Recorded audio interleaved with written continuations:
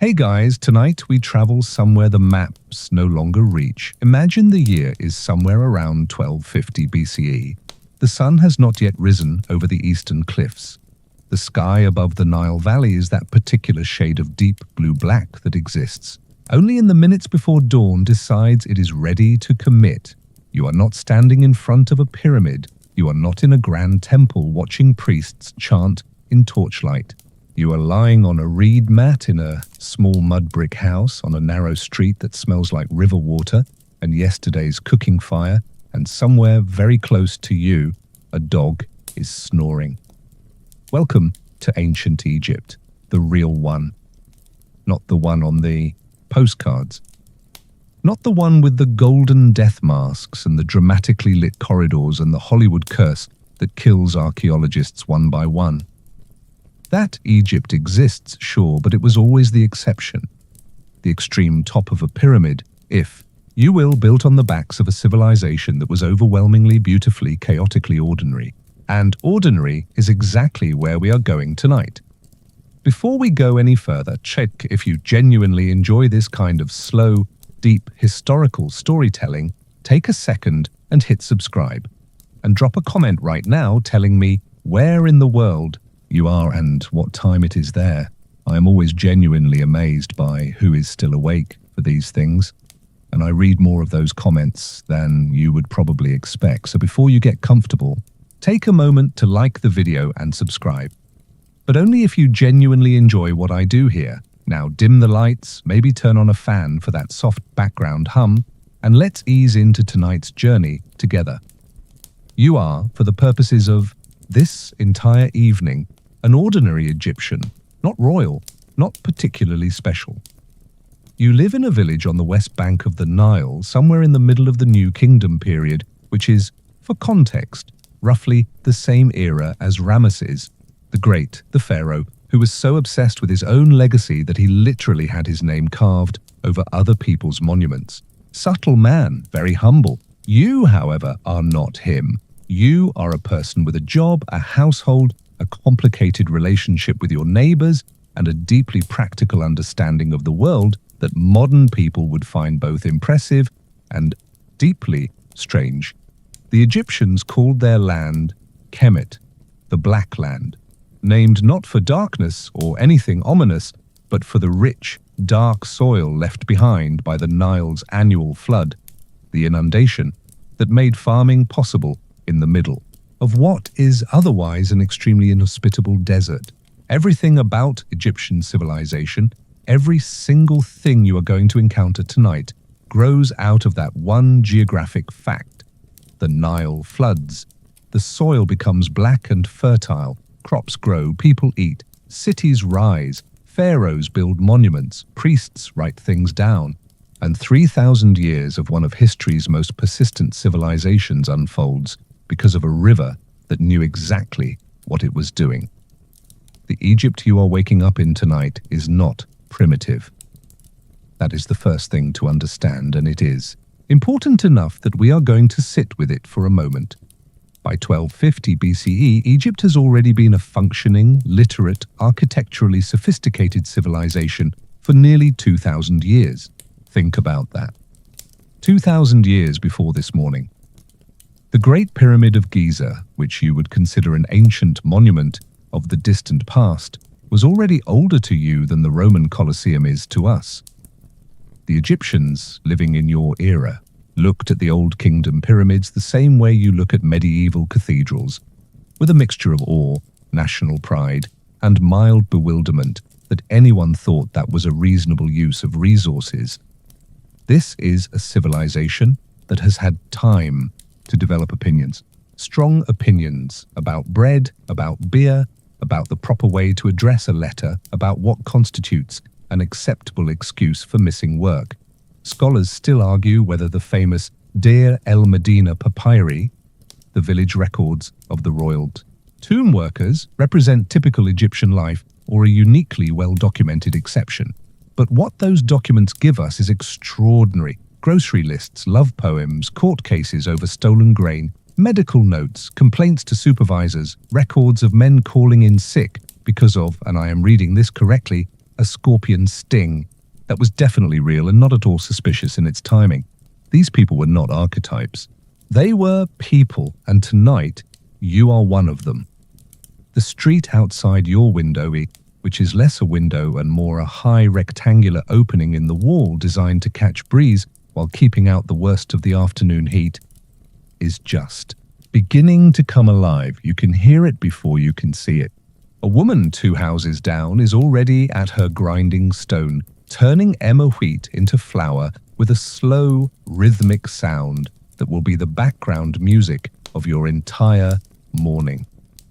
A child is crying somewhere, the way children cry everywhere, in every era, which is to say loudly and with complete commitment. A donkey is being entirely unreasonable about something. The air coming through that wall opening is cool. It will not stay that way. By midday, the temperature in the Nile Valley in summer can reach somewhere between 35 and 40 degrees Celsius. That is 95 to 104 for the Fahrenheit people. And the Egyptians have developed an entire architecture, an entire wardrobe, and entire daily schedule built around the simple project of not dying from the heat. You will see all of that today, but right now, in this particular pre-dawn moment, the world is cool and blue and quiet enough that you can hear the Nile. That is not a metaphor. The river is close enough and the village quiet enough that on a still morning, you can genuinely hear the water moving. And that sound, steady, indifferent, ancient beyond ancient, is the sound this civilization has been falling asleep to and waking up to for longer than anyone alive can count. You sit up on your mat. The room around you is simple. The walls are whitewashed mud brick. The ceiling is low. The floor is packed earth, swept clean. There are a few clay pots in one corner, a wooden chest that holds the household's more valuable items, a small niche in the wall where a figurine sits, a household god watching over the night in the way that household gods do, which is silently and without any obvious results, but also without any obvious disasters. So you probably won't survive today. Not because ancient Egypt is uniquely dangerous, though the crocodiles are a completely real and ongoing problem, and we will absolutely come back to that, but because once you settle fully into this world, with its rhythms and its smells, and its deeply human texture, something happens to your sense of time. It stretches. It slows. The day ahead of you is full in the way that days used to be full before they became schedules. Tonight we are going to live that day together. All of it. Slowly. The reed mat beneath you is already warm from your body. The grinding sound from down the street continues its patient rhythm. The sky through the wall opening is shifting, almost imperceptibly, from black to the very first suggestion of deep indigo. Ancient Egypt is waking up, and so at last are you. The house you are waking up in is not what you pictured. Go ahead and release whatever image just formed in your mind. The cool stone corridors, the hieroglyph-covered walls, the dramatic torchlight flickering over carved reliefs. That is the palace. That is the temple. That is the 1%, and you are emphatically not the 1%. You are the 90%, and the 90% lived in mud brick houses that were small, surprisingly clever, and almost entirely invisible to history, because mud brick, unlike stone, does not survive 3,000 years with any particular enthusiasm. Your house is made of Nile mud. Specifically, it is made of mud that was dug from the riverbank, mixed with chopped straw and sometimes sand for binding, packed into wooden molds, and left in the sun to dry into bricks that are, and this is the part that always surprises, people. Genuinely effective building material in a hot, dry climate.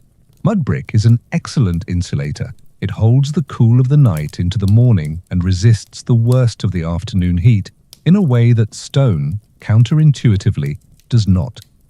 The Egyptians were not building in mud because they lacked options. They were building in mud because in the Nile Valley, mud made sense, and Egyptians were, above almost everything else, are profoundly practical people. Your house has 2, maybe 3 rooms. The front room is where daily life happens: cooking, eating, receiving visitors, storing tools. Behind it is the sleeping room, where you and your family lay down your mats each night in close proximity to each other and to the household goods, and occasionally, in winter, to a small animal or two, because warmth is warmth and nobody is being precious about it. If your family is slightly more prosperous, there may be a third room or a staircase leading to a roof terrace, which is where a significant portion of Egyptian domestic life takes place during the summer months, because the roof is where the breeze is, and the breeze is everything. The ceiling of your main room is low enough that a tall person would need to be thoughtful about certain doorways. The doorframe itself is made of wood, which is actually one of the more expensive elements of the whole structure, because good timber is not something Egypt has in abundance. The Nile Valley is not a forest. Most usable wood had to be imported, primarily from Lebanon, and the cedar that arrived on Phoenician trading ships was expensive enough that doors and wooden structural elements were considered real assets, the kind of thing that gets specifically mentioned in inheritance documents. Your door is simple, it works. You are not taking it for granted. The floor under your feet as you stand up this morning is packed earth, but it is not rough or dirty in the way that phrase might suggest. Egyptian housewives, and it was overwhelmingly women who managed the domestic interior, swept and maintained these floors with genuine care. In wealthier homes, floors were sometimes plastered and even painted with simple geometric designs or stylized natural motifs. Yours is plain, but it is clean, and there is a small woven mat near the doorway that serves as both decoration and a place to leave your sandals when you come in from outside, because you bring enough of the outside in on the bottoms of your feet without actively encouraging it. The walls of your main room are whitewashed. This is almost universal in Egyptian domestic architecture. A thin coat of gypsum plaster painted over the mud brick, which brightens the interior, seals the surface against insects and moisture, and gives the whole space a clean, luminous quality in lamplight that you genuinely appreciate on mornings like this one, when the sun is not yet up and the room is lit only by a small clay oil lamp burning castor oil with a wick of twisted plant fiber. The light it throws is warm and low and slightly smoky, and it turns everything the color of old honey. In one corner of the room, there is the niche you noticed when you first woke up. It is a small rectangular recess cut into the wall, perhaps the size of a large book, and inside it sits a figurine. This one is a household deity, likely Bes, the dwarf god, with the leonine face and the protruding tongue, who was responsible for protecting households, women in childbirth, and sleeping children from evil spirits and nightmares. Bes is not a glamorous god. He is not the falcon-headed majesty of Horus or the measured authority of Thoth. He is squat and strange-looking, and he sticks his tongue out at malevolent forces, and he was absolutely everywhere in ordinary Egyptian homes, because ordinary Egyptians had very practical ideas about what they needed from their gods. They needed the baby to survive the night. They needed the nightmares to stay away. Bes handled that.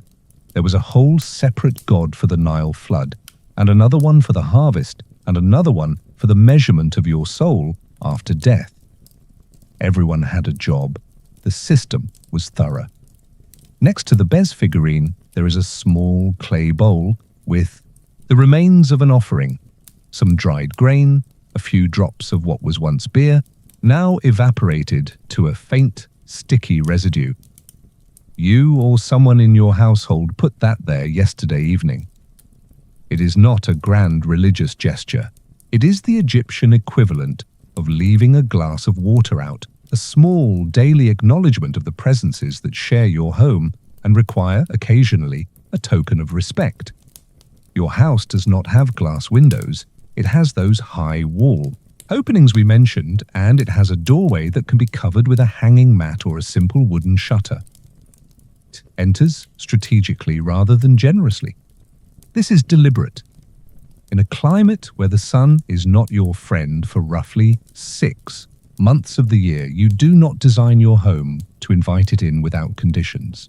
The thick walls, the high, small openings, the shaded doorway, all of it is part of a passive cooling system that architects would not properly rediscover until the 20th century and still struggle to improve upon in desert environments.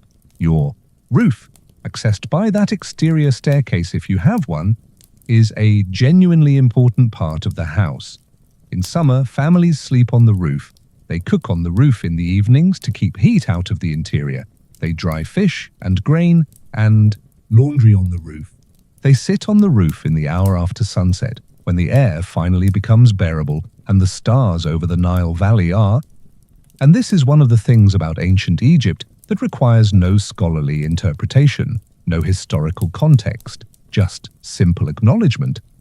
Extraordinary. The Milky Way is not a faint smudge in a light-polluted sky here. It is a river of light across the entire dome of heaven, and the Egyptians, who were meticulous astronomers for entirely practical agricultural reasons, knew every significant star in it by name and by the specific agricultural task it signaled. Scholars still argue whether the alignment of certain village houses and their roof openings with specific stars was intentional or coincidental, and that debate is genuinely unresolved. What is not debated is that ordinary Egyptians were deeply aware of the night sky in a way that most modern humans simply are not, and that awareness was woven into the texture of daily life in ways we will keep encountering tonight. But, right, now the stars are fading. The sky through your wall opening has shifted from deep indigo to something closer to grey-blue, the particular color of an Egyptian dawn just before the sun's disk. The god Ra himself, in his morning bark, beginning his daily journey across the sky, clears the eastern horizon. Your house is waking up around you. The clay pots in the corner, the wooden chest, the Bez figurine in his niche, tongue still out doing his job. It is a small space, it is yours. And in ancient Egypt, that meant rather more than you might think. Before you do anything else this morning, before you splash water on your face, before you check on the children, before you step outside into the street that is already humming with the early business of people who have been up since before the sky turned grey, you are going to eat something.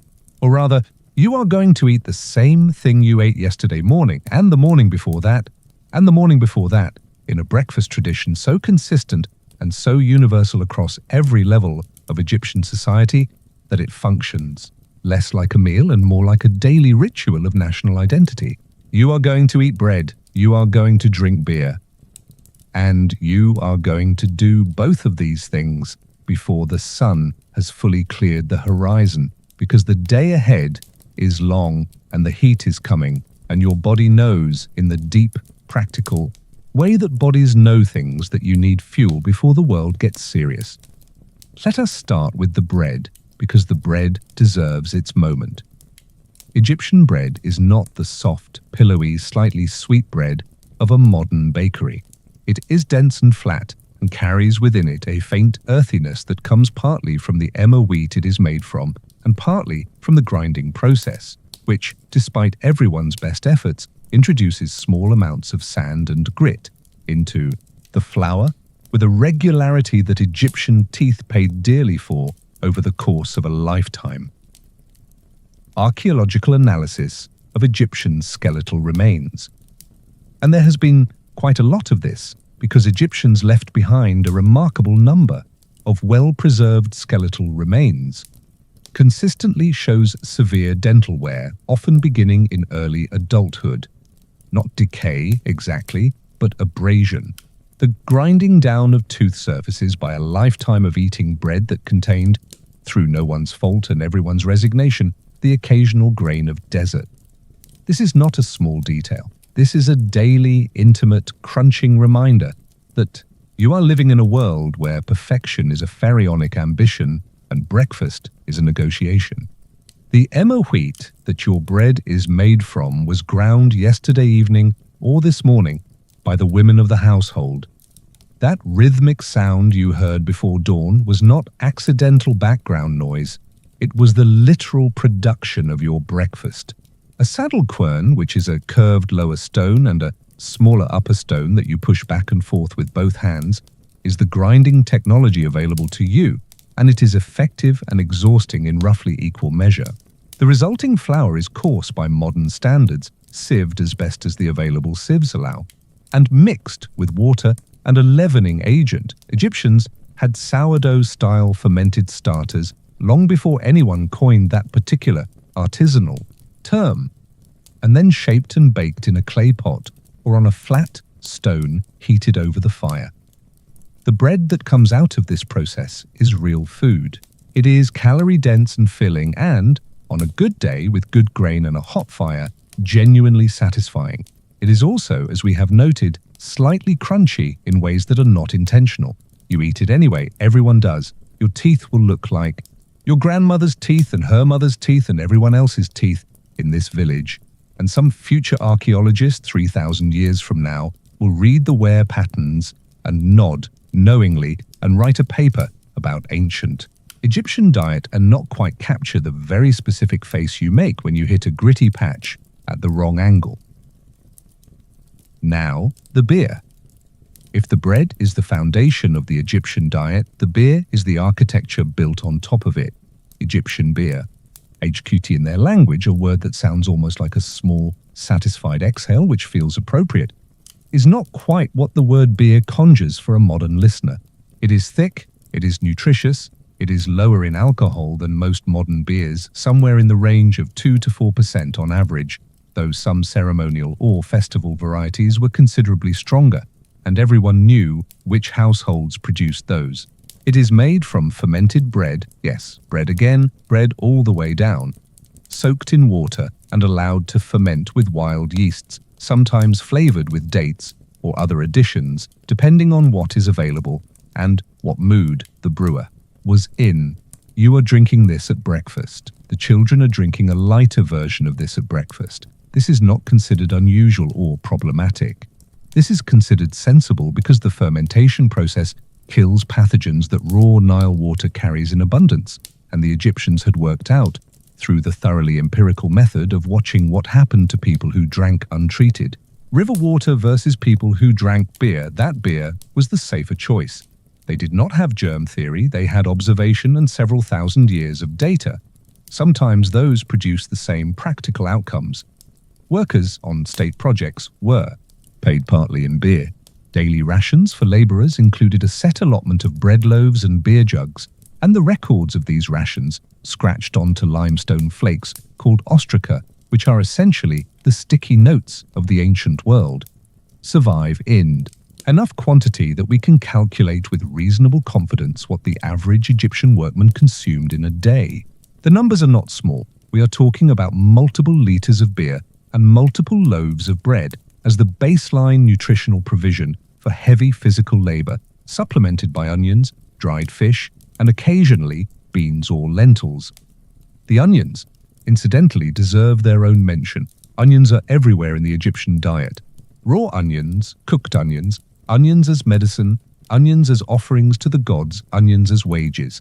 There is a famous account, though scholars still argue whether it represents actual historical record or rhetorical flourish, suggesting that enormous quantities of onions and radishes and garlic were consumed by the pyramid workers at Giza, with the amounts supposedly inscribed on the pyramid itself. The inscription is lost. The onions are, in a sense, eternal. Your breakfast this morning also includes, if the season is right and your household is reasonably comfortable, some dates. Egypt's date palms are extraordinarily productive, and dates are the kind of sweet, calorie-dense food that functions as both dessert and energy supplement and occasional medicine in a culture where refined sugar does not exist. You eat them with your fingers the way dates want to be eaten, and the sweetness after the dense bread and the slightly sour beer is a genuine daily pleasure that requires no embellishment. What is not on your breakfast table is what might surprise you most. There is no coffee, no tea, no orange juice, no eggs. Well, eggs existed and were eaten occasionally, but not as a breakfast staple in the way a modern person would reach for them. There is no dairy in the way you might expect. Milk and cheese existed but were luxury items and not daily staples for most households. There is no sugar in any refined form. There is no fruit aside from what is in season locally. The menu is narrow by modern standards and extraordinarily consistent, morning after morning, year after year, generation after generation, and yet, malnutrition in the general population, at least during stable periods, appears to have been less prevalent than you might expect from such a limited dietary range. The combination of bread, beer, onions, legumes, fish from the Nile, and seasonal vegetables and fruit provided a diet that, while monotonous, was calorically sufficient and covered enough nutritional bases to support a functioning civilization. The Egyptians were not tall people by modern standards, but they were not stunted. They were not particularly long-lived by modern standards, but they were not dropping at 40 from vitamin deficiencies. They were, by and large, adequately fed. People doing hard, physical work in extreme heat and managing it with the tools available to them, which included surprisingly good bread and genuinely effective beer, and a quantity of onions that the modern world has perhaps not fully appreciated. You finish your breakfast. The lamp is burning lower. Through the wall opening, the sky has shifted to something closer to gold at the edges, which means Ra is on his way, and the day is committing to itself. You stand up, brush the crumbs from your linen, and prepare to face ancient Egypt on a full stomach. That is genuinely the best possible way to face it. You step outside. The street receives you the way streets in small, dense, ancient settlements always receive people. Immediately, completely, and with absolutely no regard for whether you were ready. There is a donkey being loaded 3 doors down. There are 2 women in conversation by the shared well at the end of the block, the kind of conversation that started as practical information exchange and has evolved into something considerably more interesting involving someone's husband and a missing quantity of grain. There are children already running because children in every civilization in human history have treated the early morning as a personally issued invitation to be as energetic as possible in close proximity to adults. Who would prefer otherwise? And underneath all of it, threading through every sound and smell and texture of this morning, there is the Nile. The Nile is not merely a river. This is the single most important thing to understand about daily life in ancient Egypt. And it is important enough that we need to stop here and let it fully land before we go any further. The Nile is not a river the way the Thames is a river or the way the Mississippi is a river. A geographical feature you live near that you might use for transport or industry that is present in the landscape as a significant but ultimately bounded element. The Nile, in ancient Egypt, is the entire operating system. Everything runs on it, everything is organized around it. Every season, every profession, every meal, every religious ceremony, every unit of political power, every calculation of wealth, all of it traces back in a direct and uncomplicated line to the river and what it does. What the Nile does, specifically and crucially, is flood. Once a year, with a predictability that the Egyptians found both deeply reassuring and theologically significant, the river rises. It rises because of monsoon rains in the Ethiopian highlands, far to the south, that send an enormous pulse of water northward through the entire Nile Valley.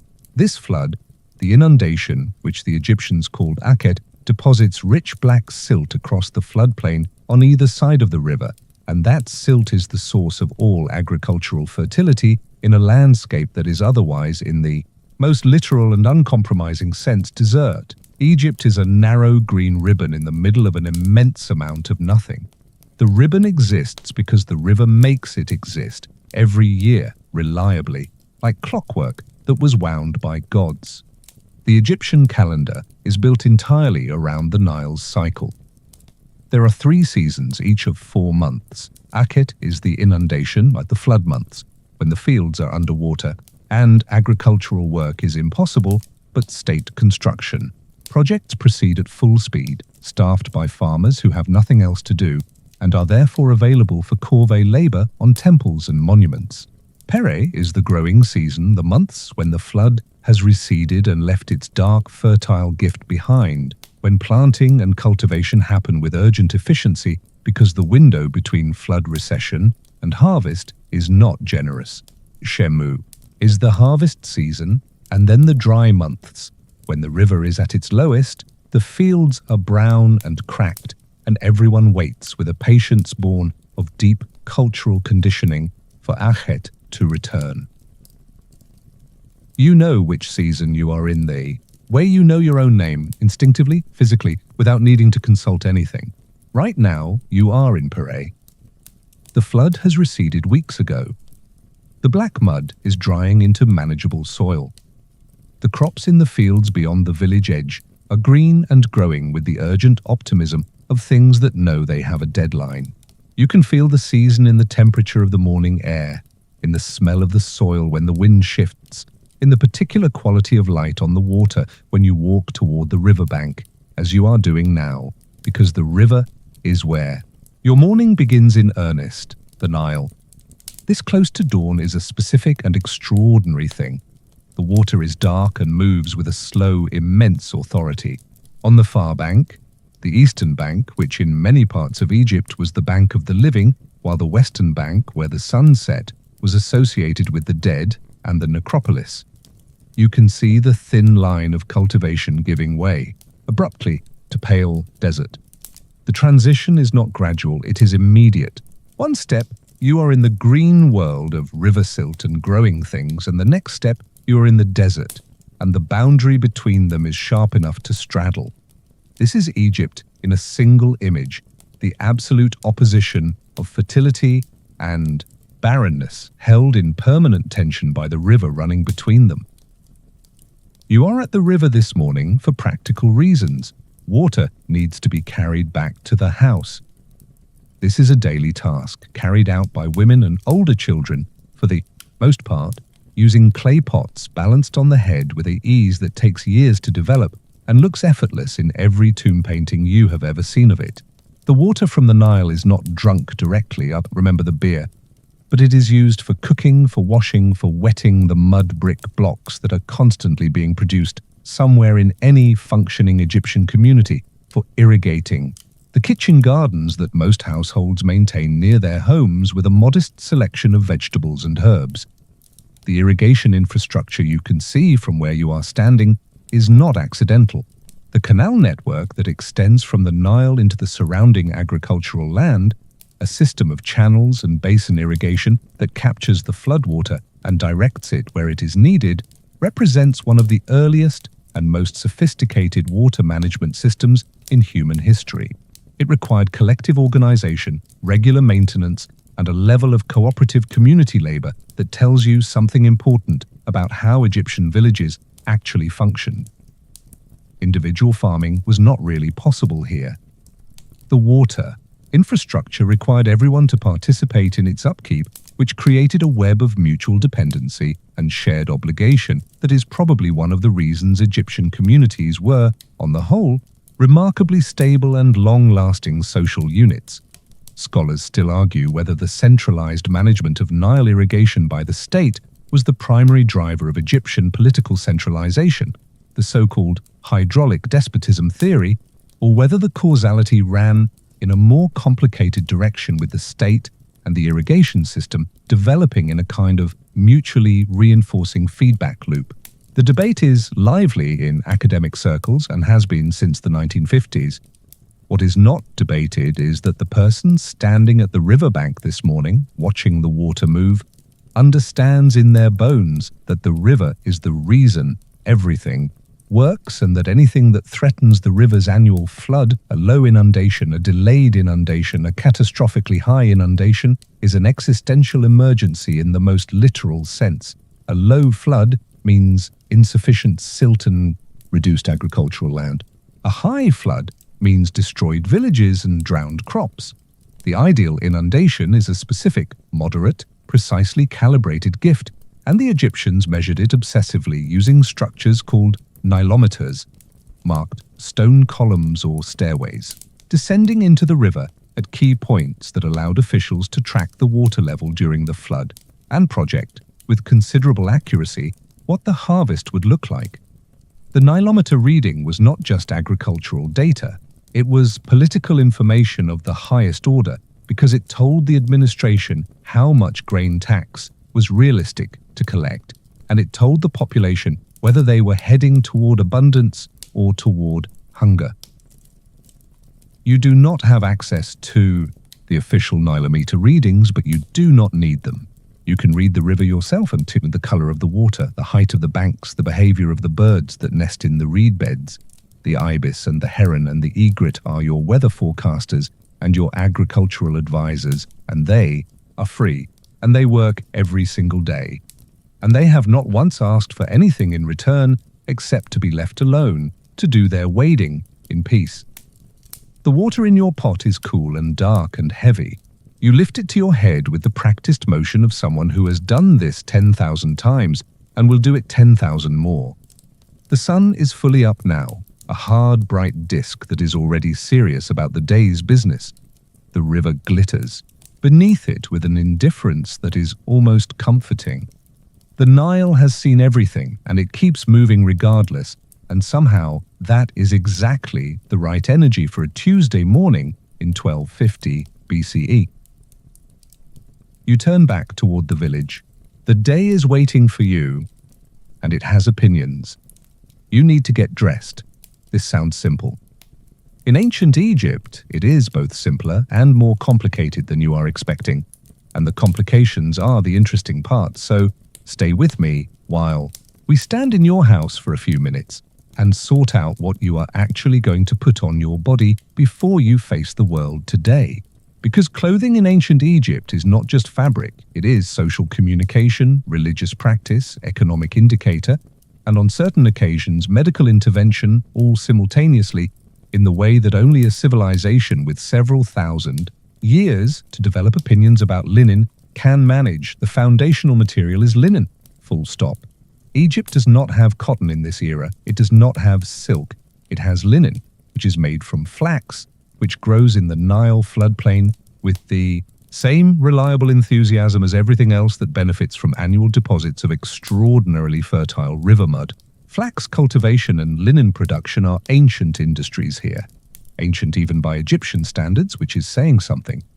And the quality range of available linen spans from coarse, rough fabric that would not be out of place as a grain sack to textiles so fine, so tightly and evenly woven that they are described in ancient sources with a word that translates roughly as woven air, and that modern textile analysts examining surviving samples under magnification have found to rival or exceed the thread count of the finest contemporary fabrics. The Egyptians were not primitive with their linen, they were extraordinary with their linen. It was their one textile and they mastered it completely. What you are wearing today depends on who you are, what you do, and how warm it already is outside, which in Paris season is warm enough that the answer to every clothing question trends toward less rather than more. For a man, the basic daily garment is the shendit, a kilt-like wrap of white linen that sits at the waist and falls to somewhere between the knee and mid-calf, held in place by tucking and folding rather than fasteners. It is simple, effective, and in the heat of a Nile Valley morning, genuinely comfortable in a way that trousers, which Egypt will not adopt for several more centuries, simply are not. For work that involves serious physical labor or significant heat, the shendit gets shorter, sometimes very short, and for the heaviest labor it may be replaced by a simple loincloth, which is the Egyptian equivalent of dressing for function over form and carries no social stigma whatsoever. For a woman, the basic garment is the kalasiris, a fitted, straight dress of white linen that typically has two broad shoulder straps and falls from just above the chest to the ankle. It is often depicted in tomb paintings as almost uncomfortably fitted, and scholars have debated for decades whether this reflects actual garment construction, artistic convention, or a combination of both. The practical reality suggested by actual surviving garment fragments is that these dresses had considerably more ease in them than the paintings suggest, because a woman, doing the morning's grinding and cooking and water carrying and child managing, in a garment that constrained her movement like a second skin, would have had some opinions about that. And Egyptian women, as we will discover in some depth later tonight, were not shy about their opinions. White is the default color of everyday Egyptian clothing because white linen is undyed linen, which means it has skipped a production step, which means it is less expensive, which means it is what most people wear most of the time. Colored garments, dyed in reds and blues and greens and yellows with mineral and plant dyes, existed and were worn, but they signaled either higher status, specific ceremonial purpose, or both. The brilliant colors you see in tomb paintings represent the ideal, the aspiration, or the best version of things. Your actual daily wardrobe is white, possibly off-white if the last washing was not entirely thorough. Washing, by the way, was done in the Nile by professional launderers. Men, specifically, because laundry was one of the occupations that Egyptian texts identify as predominantly male, which surprises modern readers and apparently amused the Egyptians themselves, who had a satirical tradition of listing unusual occupations and the indignities associated with them. And the launderer's lot, standing in the river, wrestling with wet linen, allegedly sharing the water with unpleasant things, was considered worthy of gentle mockery. You drop your laundry off. It comes back. The system works. Now, you are dressed. But you are not finished, because being properly turned out in ancient Egypt involves several additional layers of preparation that a modern person would classify variously as grooming, jewelry, and spiritual protection. And the Egyptians did not make these distinctions. All of it was part of the same project, which was presenting yourself to the world in a state of order. Ma'at, the fundamental Egyptian concept of cosmic rightness, balance, and proper arrangement, as opposed to chaos, which was the alternative, and was considered both personally undesirable and cosmically offensive. Your hair, or the management of it, is a significant mourning consideration. The climate argues strongly for keeping hair short or shaved entirely, and many Egyptians, men and women both, did exactly that, particularly in the hottest months. Wigs were worn extensively by people who could afford them, made of human hair or plant fiber, styled in elaborate arrangements that varied by era and social status and personal preference. And wigs were not considered artificial or deceptive. In the way a modern sensibility might frame them, they were garments. You put them on when you wanted to look your best, the same way you put on your better linen when receiving important guests. Your eyes need coal. This is not negotiable. Coal, a mixture of ground galena or other dark minerals combined with fat or oil to make a workable cosmetic, is applied around the eyes with a small stick, extending out at the corners in the distinctive almond-shaped design that you have. Seen on every Egyptian image ever reproduced on a poster or a t-shirt or a Halloween costume. Everyone wears this. Men, women, children, cats in certain ceremonial contexts. The practical function is real. The dark pigment reduces solar glare in a landscape of extremely high sun exposure, the same principle behind the black eye paint. Modern athletes sometimes apply, but the function does not exhaust the meaning. The coal application also has protective significance. The eye painted in this way resembles the eye of Horus, one of the most powerful protective symbols in the Egyptian religious vocabulary, and wearing it is a daily, small act of putting yourself under divine protection before you walk out into a world that contains, among other things, crocodiles, scorpions, and difficult neighbors. Now come the amulets. This is where the boundary between accessory and armor, between decoration and technology, dissolves entirely in ancient Egypt. Amulets are small objects, carved from stone, faience, bone, or clay, shaped into specific forms with specific protective or beneficial powers, worn on the body as necklaces, bracelets, anklets, rings, sewn into clothing, or carried in small pouches. The range of available forms is extraordinary. The ankh for life, the jed pillar for stability, the wedjat eye for protection, the scarab for regeneration and good fortune, the tiet knot for the protection of Isis, small figures of Bes and Taweret for household safety, specific animal forms for specific powers. An ordinary Egyptian going about their daily life might be wearing 4, 6, 8 amulets simultaneously, distributed across their body, each one assigned its particular task in the ongoing project of navigating existence safely. Scholars still argue whether the amulet tradition in ancient Egypt should be understood primarily as religious practice, magical technology, or psychological comfort mechanism, and the honest answer is almost certainly that the Egyptians themselves did not experience these as separate categories. The amulet worked because the god was real, and the god's protection was real, and the physical object was the interface between you and that protection. The distinction between the spiritual and the practical that a modern person might draw was simply not a distinction that an ancient Egyptian would have recognized as meaningful. You are dressed. You are coled. You are amulet-armored. You smell of the castor oil or moringa oil or scented fat that serves as both skin moisturizer and, for those who can afford the additions, perfume. A small luxury that even fairly ordinary Egyptians indulged in because the climate was genuinely hard on the skin and because smelling pleasant was considered part of that same Mayat-adjacent project of presenting yourself in proper order. You look, by the standards of your world, entirely put together. The street is waiting. The morning is advancing. And you are, in every sense that matters here, ready.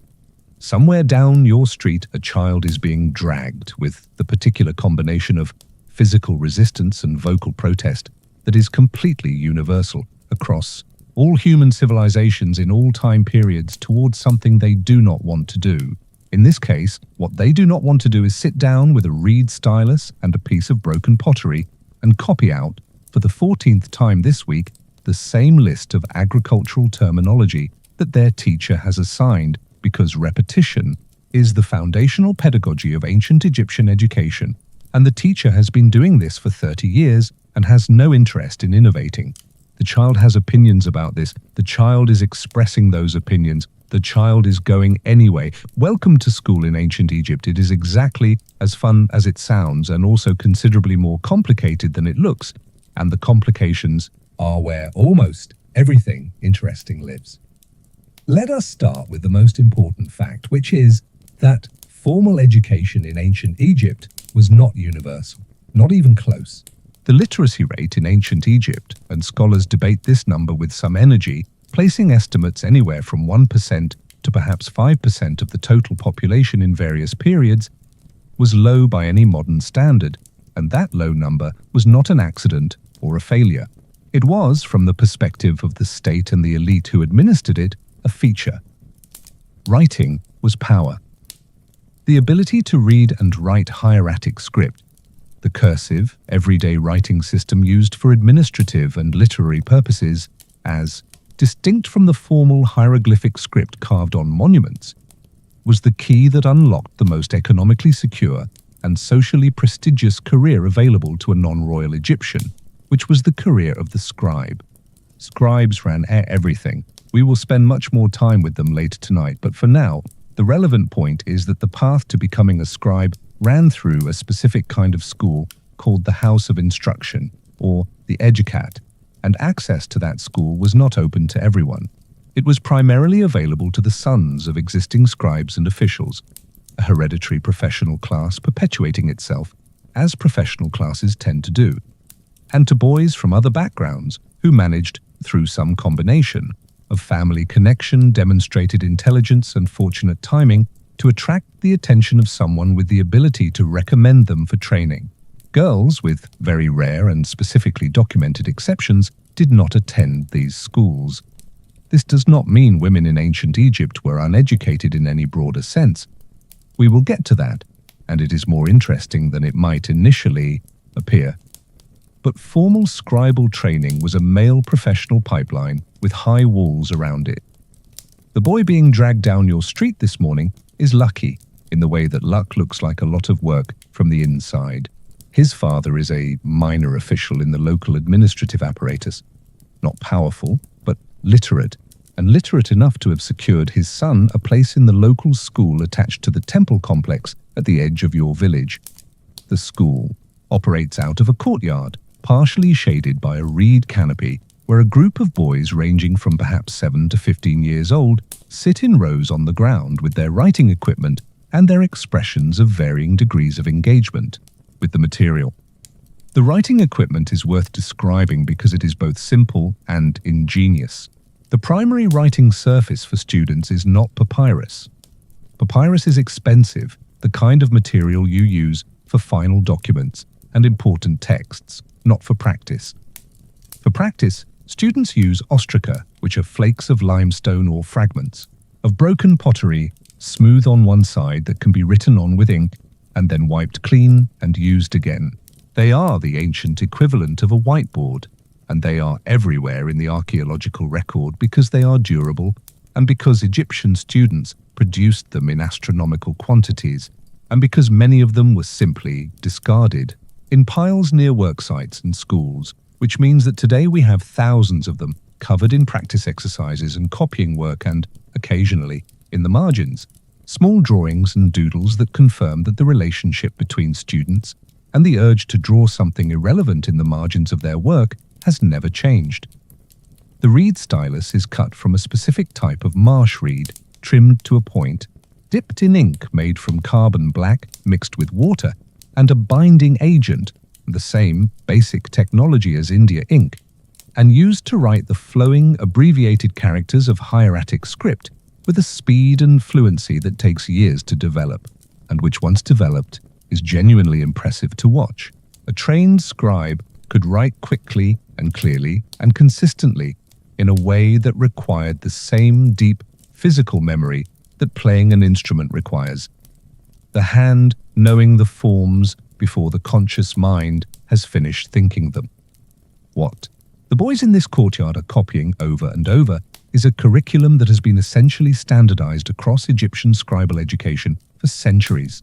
They copy literary texts, the classics of Egyptian literature, wisdom texts like the Maxims of Ptahhotep, which is a collection of practical moral guidance written in a tone that manages to be simultaneously wise and slightly exhausting, and narrative texts like the story of Sinuhe, which is the Egyptian equivalent of an adventure novel, and which these boys are copying, not because anyone particularly wants another copy of the story of Sinuhe, but because copying good prose is how you learn to write good prose. They copy mathematical tables, they copy lists of professions, lists of place names, lists of agricultural products, lists of animals, lists of everything, because a scribe needed to know the correct written form for every term they might encounter in the administrative work that awaited them, and lists were the indexing system of a pre-database world.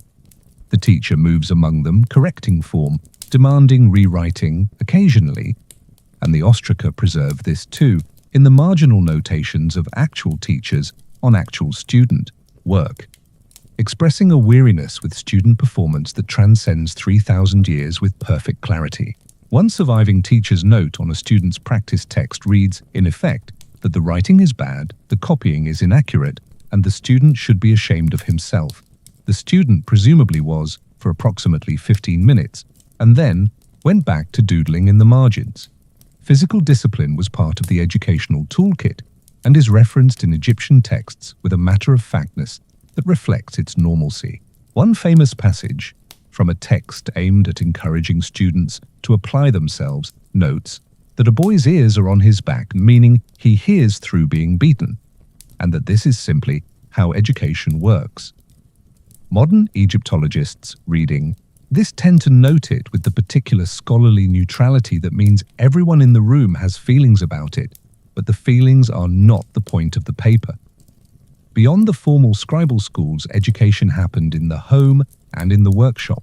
A boy whose father was a carpenter learned carpentry by working alongside his father from an early age, watching, assisting, gradually taking on more complex tasks as his hands learned what his father's hands knew. A girl learned household management, cooking, textile production, and childcare from her mother and the women of the extended family in the same apprenticeship model. This was not considered lesser education. It was considered appropriate education calibrated to the life the child was expected to live, and it produced people who were genuinely competent at the things their world required of them. Girls from more prosperous households might receive some level of literacy instruction at home, particularly if their father was educated and saw value in it. The evidence for literate women in ancient Egypt is real but scattered, enough to confirm the phenomenon, not enough to quantify it confidently. What we can say is that Egyptian women, educated or not, operated in a legal and social framework that gave them considerably more agency than women in many contemporary and subsequent civilizations, and that agency expressed itself in ways that did not always require writing to exercise. The child on your street has by now been delivered to the courtyard and is sitting cross-legged on the ground with his ostrakon and his stylus, and his expression has shifted from active protest to the particular blank resilience of someone who has accepted that this is happening and has decided to be somewhere else in their mind while their hand does what it needs to do. 3,000 years from now, someone will find his practice ostrakon in a pile of debris and read what he wrote. He does not know that yet. He is thinking about something else entirely. The marketplace is already loud. You hear it before you reach it. A dense, layered, overlapping sound that is part human voice and part animal protest, and part the specific percussive clatter of clay pots being set down on stone surfaces by people who are in a hurry and not being particularly careful about it. The smell arrives at roughly the same time as the sound. Dried fish, fresh bread, still warm from someone's clay oven, the green, sharp scent of bundled herbs, animal dung from the donkeys and goats that are woven through the crowd with the calm indifference of creatures who have been attending markets longer than anyone present and have stopped finding it interesting.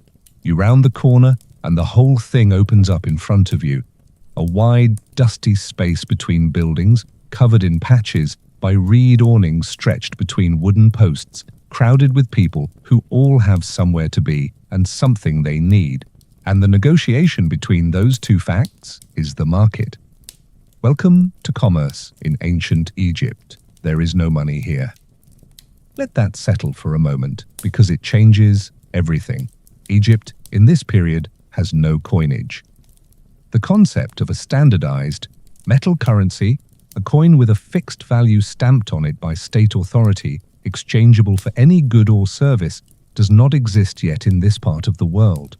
What exists instead is a barter economy of remarkable sophistication, organized around a system of value equivalencies that allowed Egyptians to trade goods of different types by calculating their relative worth in a common unit of account called the deben.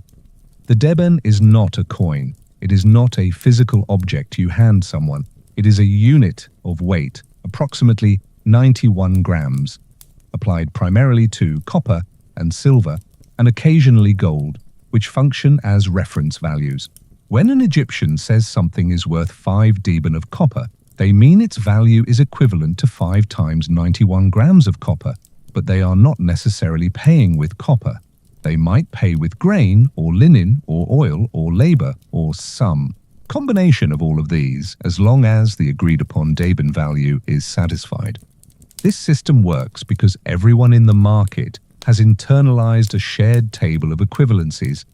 A certain quality of linen is worth a certain number of deben. A certain quantity of grain is worth a certain number of deben.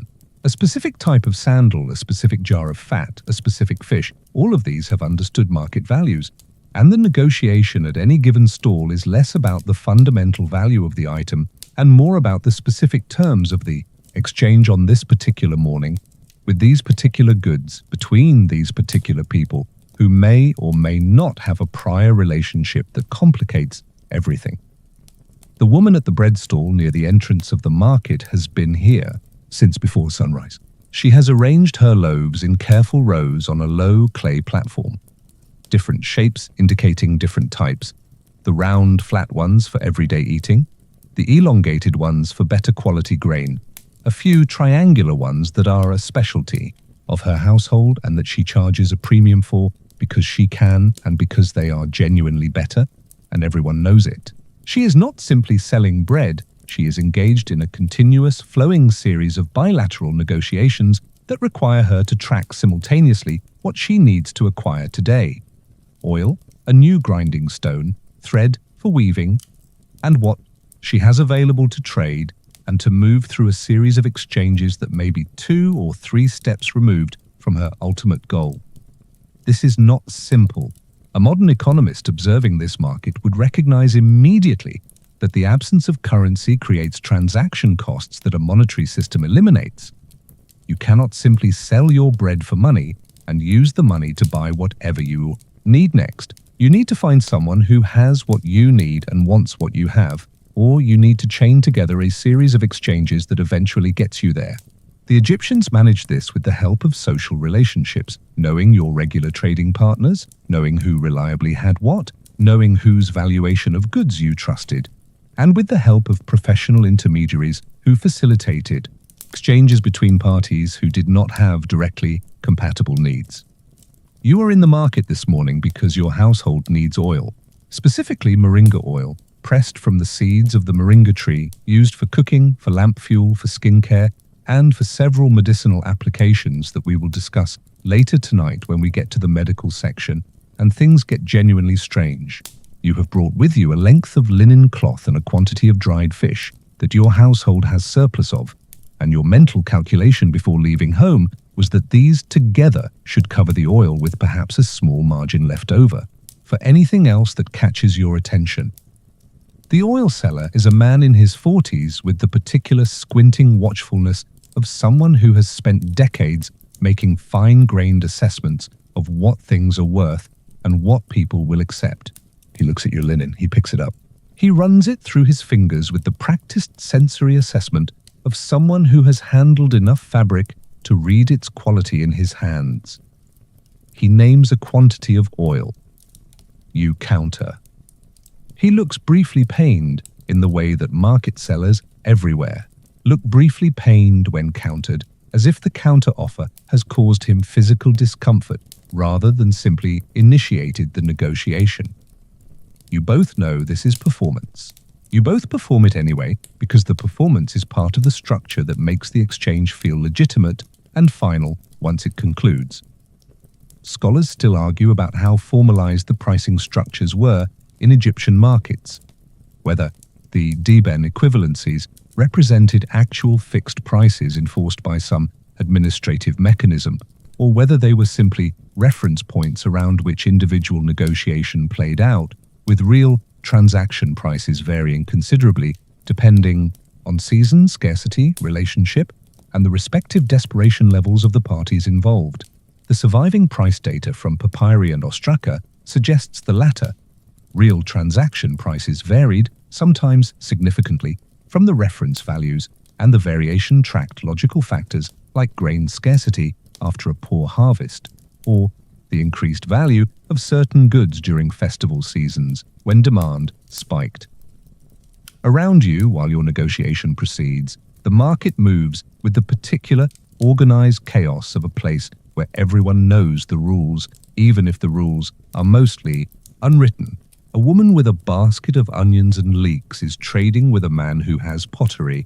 Two men are engaged in what appears to be a heated dispute over the quality of a piece of copper that one of them is offering as partial payment for something, and the dispute has attracted a small audience of people who are ostensibly going about their own business but are clearly enjoying the show.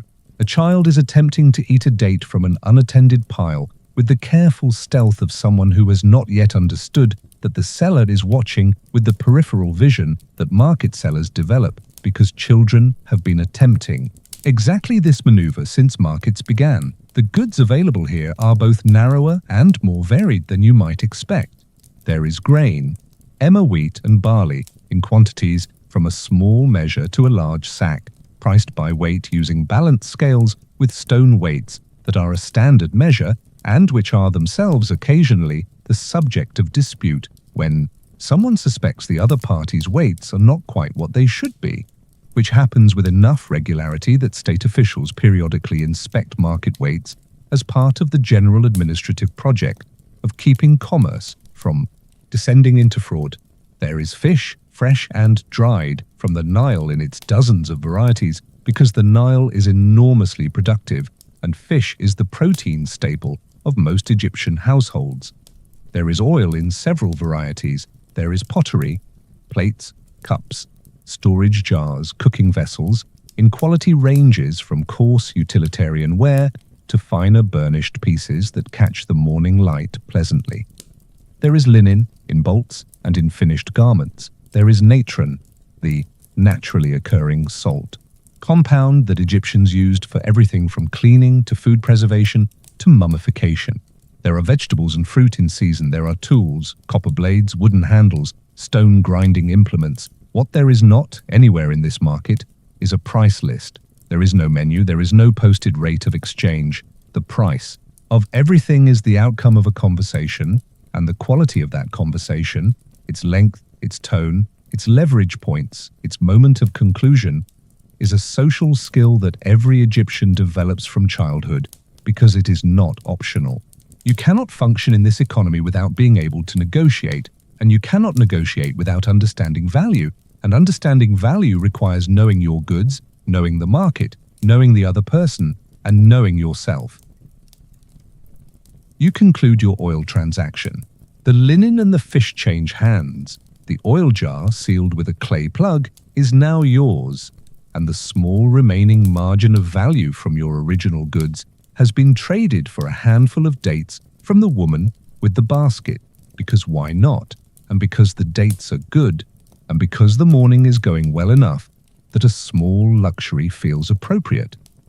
You move through the market with the oil jar under your arm, navigating the crowd with the practiced ease of someone who knows this space, knows these people, and is already calculating what tomorrow's needs will require.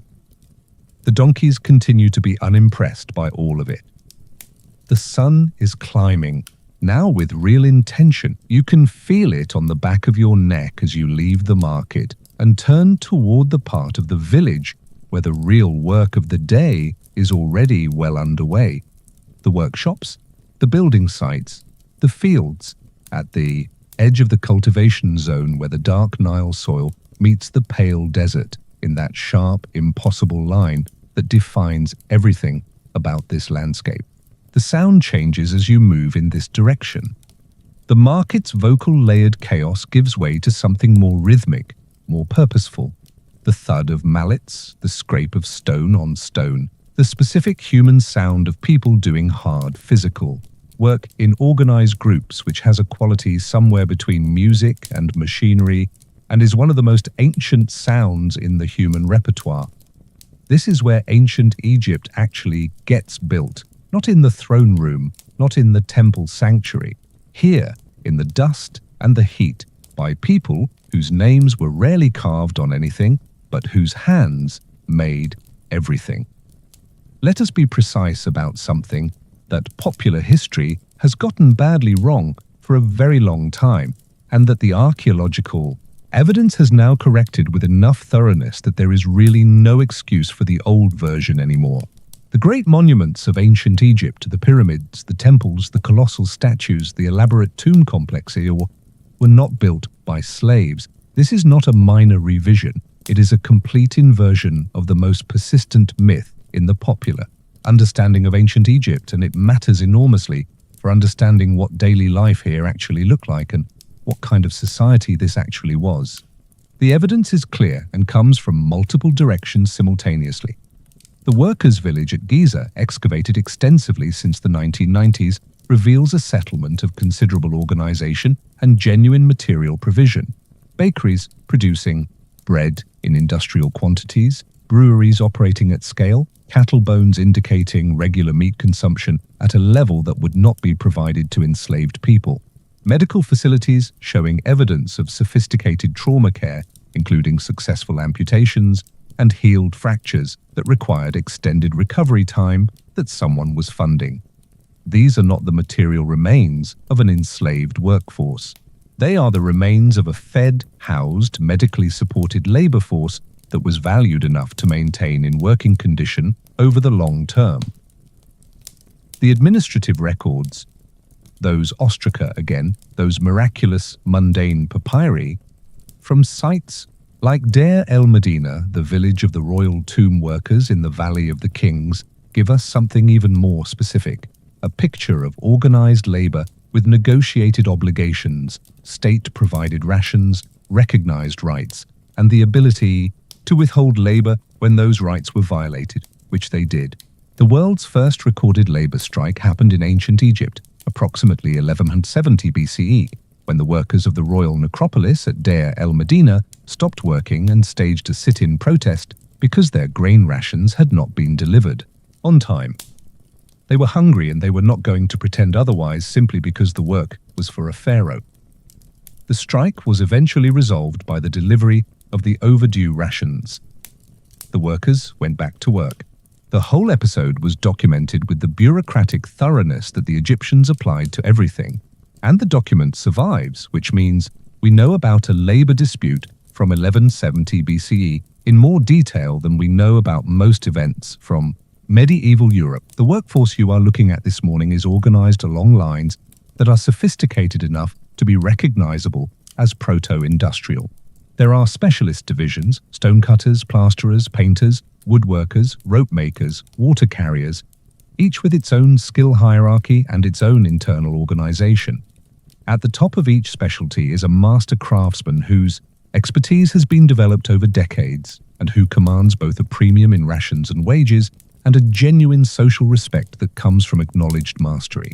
Below him are journeymen in various stages of development, and below them are apprentices learning through the apprenticeship model we touched on earlier, carrying things and watching and doing the simpler preparatory tasks until their hands know enough to be trusted with the complex ones. The copper tools these workers are using deserve a moment of attention because they are both impressive and limited in ways that shaped everything about how Egyptian construction worked. Copper chisels, copper saws, copper adzes, these are the primary metal-working tools, and copper, while functional, is softer than the stone it is often being used on, which means tools need to be resharpened constantly and replaced regularly. There is an entire sub-industry of tool maintenance associated with any significant construction project, and the logistics of keeping hundreds of workers supplied with functional tools is a non-trivial management problem that shows up in the administrative records with considerable frequency. The bronze that would eventually replace copper is just beginning to come into wider use in this period, and iron, which will eventually change everything about what is possible in construction and warfare, is still a rare novelty. Precious. Enough that iron objects were sometimes placed in royal tombs as luxury items. The labor force on state projects was compensated through a system of state-provided rations rather than wages in any monetary sense. Remember, there is no money. Workers received standardized daily allotments of bread and beer, supplemented by fish, vegetables, and periodic distributions of better quality food on festival days. For skilled workers, additional rations of meat, fat, salt, and natron were part of the compensation package, along with periodic bonuses for completion of specific project milestones. The workers at Deir el Medina also received their housing. The village was state-built and state-maintained, and a range of additional state services including access to the tomb complex's medical resources, which were considerably better than what most ordinary Egyptians had access to. Outside the state labor system, the ordinary agricultural and artisan work of daily Egyptian life operated on different terms. Farmers worked land that was technically owned by the pharaoh. All land in Egypt, in theory, belonged to the crown, but managed in practice through a system of hereditary tenure that meant families farmed the same land across generations, with a security that functioned similarly to ownership, even if the legal theory said otherwise. They paid taxes in grain, a proportion of their harvest calculated by state officials who came around at harvest time with measuring cords and assessment methods that were sophisticated enough to account for soil quality and flood levels, but which were also in the way of all tax assessment systems everywhere, occasionally subject to manipulation by officials who had flexibility in their calculations and interests beyond pure accuracy. The artisan, the potters, the weavers, the sandal makers, the carpenters, the jewelers, the men who made the amulets you are wearing this morning, worked in workshops that ranged from small family operations to larger organized facilities attached to temples or estates. The temple workshops were particularly significant because temples were not only religious institutions in ancient Egypt, they were economic engines, landholders, employers, processors of agricultural goods, manufacturers of luxury items, administrators of redistributive systems that moved resources from surplus areas to deficit areas in ways that the state used to maintain social stability during difficult years. The man working at the pottery wheel at the edge of your sightline right now is making storage jars that will hold grain or oil or beer for some household that has ordered them. And he is making them with the focused efficiency of someone who has thrown 10,000 pots and whose hands know the clay without his conscious mind needing to supervise. His apprentice is wedging clay nearby, the rhythmic pressing and folding that removes air bubbles and achieves the right consistency, and doing it with the careful attention of someone who has not yet thrown 10,000 pots and is still at the stage where each step requires deliberate thought. Scholars still argue about the degree to which specialization in Egyptian craft production reflected genuine economic specialization in the modern sense. Workers producing for an anonymous market versus embedded production in which craftsmen worked primarily for specific patrons or institutions within ongoing social relationships. The evidence suggests considerable variation by craft type and by period, with some sectors showing signs of what looks remarkably like market-oriented production, and others remaining tightly embedded in temple or estate administrative systems. Throughout the pharaonic period, what is not in dispute is the quality of what these workers produced. Egyptian craftsmanship at its best. The fine linen that we discussed this morning, the painted pottery, the carved wooden furniture, the jewelry in faience and gold and semi-precious stone, the painted tomb walls with their extraordinary detail and color achieved a standard that required skill, time, training, and genuine artistic intelligence. These were not people doing mindless, repetitive labor. They were practitioners of crafts that they took seriously, that they passed to their children, and that they improved incrementally across generations. The sun is fully committed to its daily project now. The shade under the reed canopy by the pottery workshop is a small, precious thing, and the water carrier who moves through the worksite with his clay jug and his ladle is the most popular person in this entire part of the village. You watch for a moment longer, because there is something in the rhythm of it, the mallets and the clay and the scraping stone, that is almost meditative when you stop fighting the heat and simply let the morning do what mornings do here. Then you move on. There is more to see, and the day is already halfway through its first half. There is a woman at the edge of the legal dispute happening 3 houses down from yours, and she is winning, not loudly, not dramatically, not with the kind of performance that the 2 men on either side of her are deploying. The raised voices, the expansive gestures, the appeals to witnesses who are mostly just passers-by who stopped because stopping is free and the dispute looks interesting.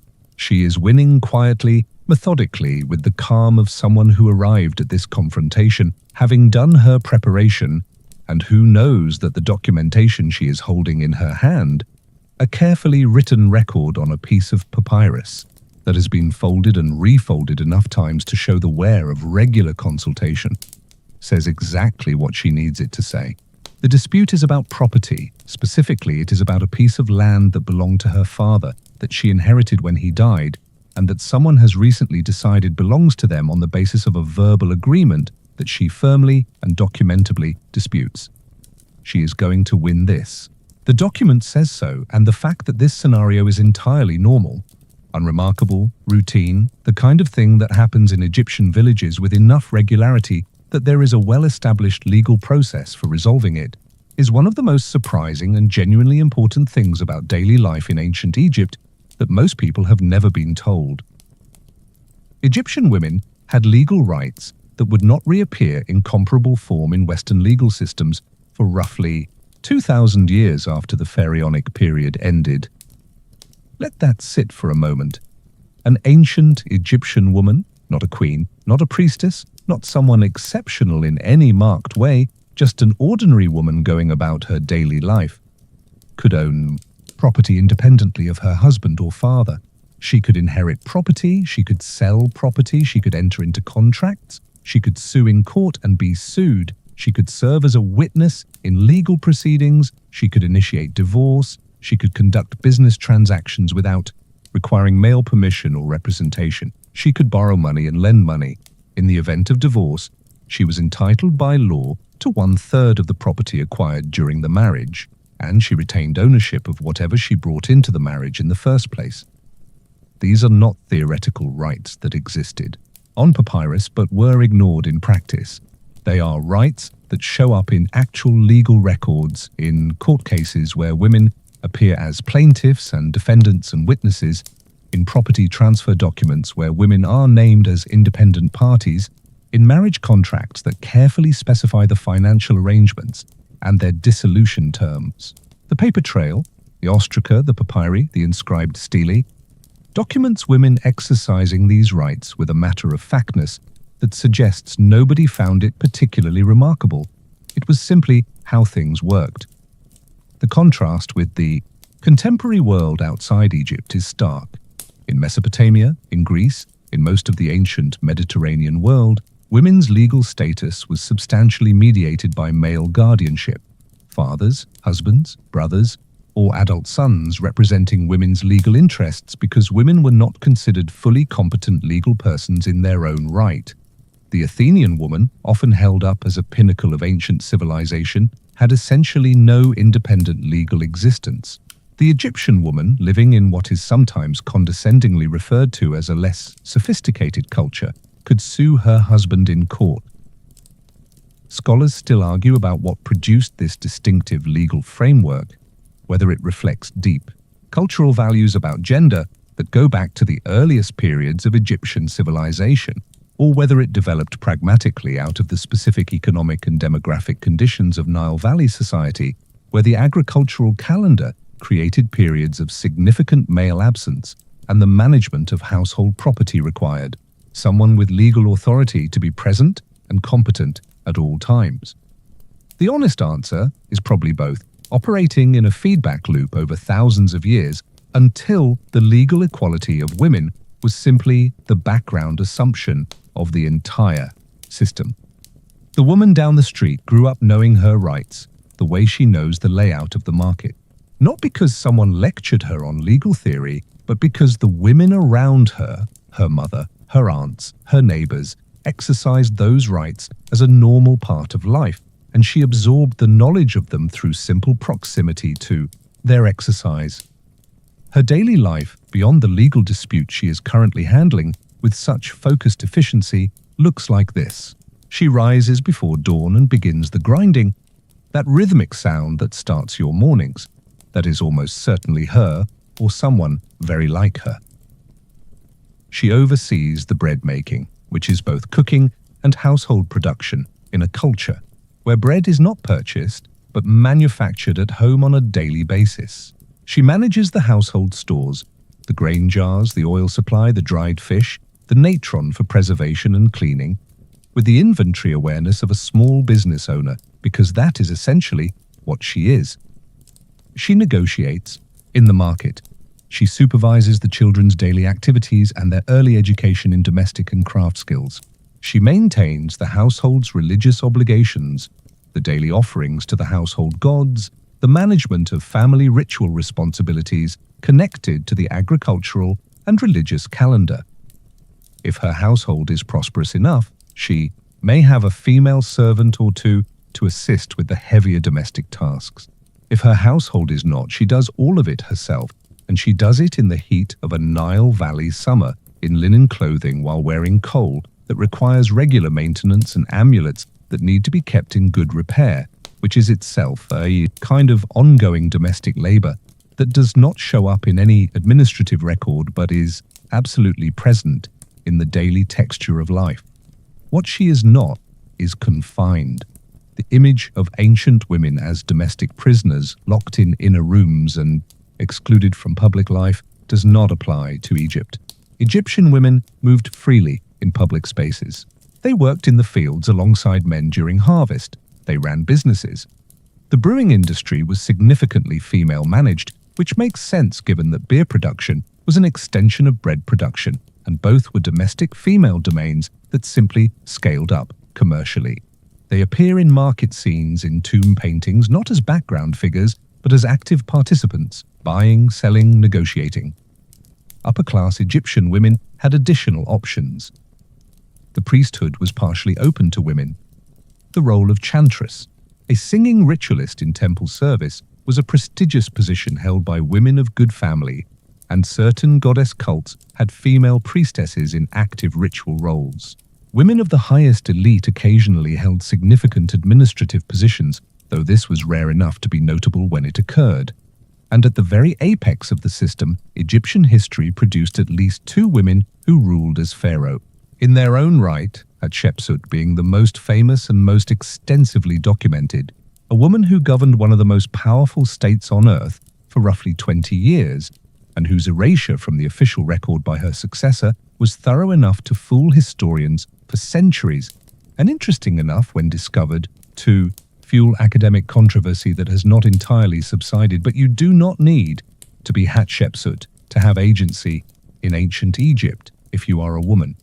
The woman down the street standing her ground in a property dispute with a document and a clear argument is not exceptional.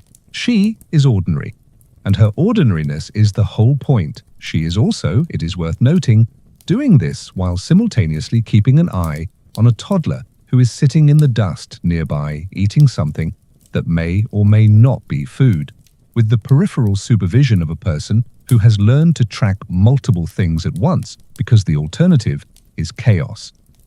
The dispute is concluding. The men are looking at her document. Their expressions have shifted from confrontational to calculating to, finally, reluctant. The calculation being done is simple. This document is clear. The local magistrate will read it the same way, and the cost of continuing this dispute is higher than the cost of conceding it. She knows this. She knew it when she left the house this morning. She picks up the toddler, tucks the document back into its fold, and walks back toward her house with the unhurried step of someone who has finished what they came to do and has 14 other things waiting at home. The 2 men watch her go. One of them says something to the other. We cannot hear it, but the tone is identifiable across 3,000 years without any translation required. You have been awake for several hours now, and you have not yet formally acknowledged the gods, which in ancient Egypt is the kind of oversight that sits in the back of your mind with the low-level persistent discomfort of a task left undone. Not panic, not crisis, just a quiet awareness, similar to the feeling of having left the house without your keys, except the keys in question are your relationship with the divine forces that structure the entire cosmos and everything that goes wrong today might plausibly be connected to your having rushed past the morning ritual without full attention. This is not anxiety in the clinical sense. This is theology lived from the inside, which feels entirely different from theology observed from the outside. And one of the things that makes ancient Egyptian religion genuinely difficult for modern people to understand is that it was not a separate domain of life. It was not the thing you did on the designated holy day in the designated holy building before returning to the secular world. It was the texture of the world itself. The gods were not above daily life, watching it.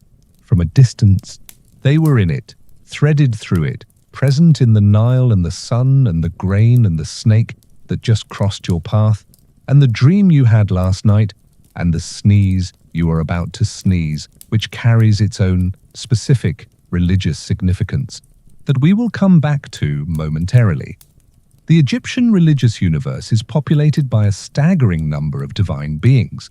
Estimates of the total number of named deities in the full span of Egyptian religious history run into the hundreds, and possibly higher, depending on how you count regional variants and syncretic combinations.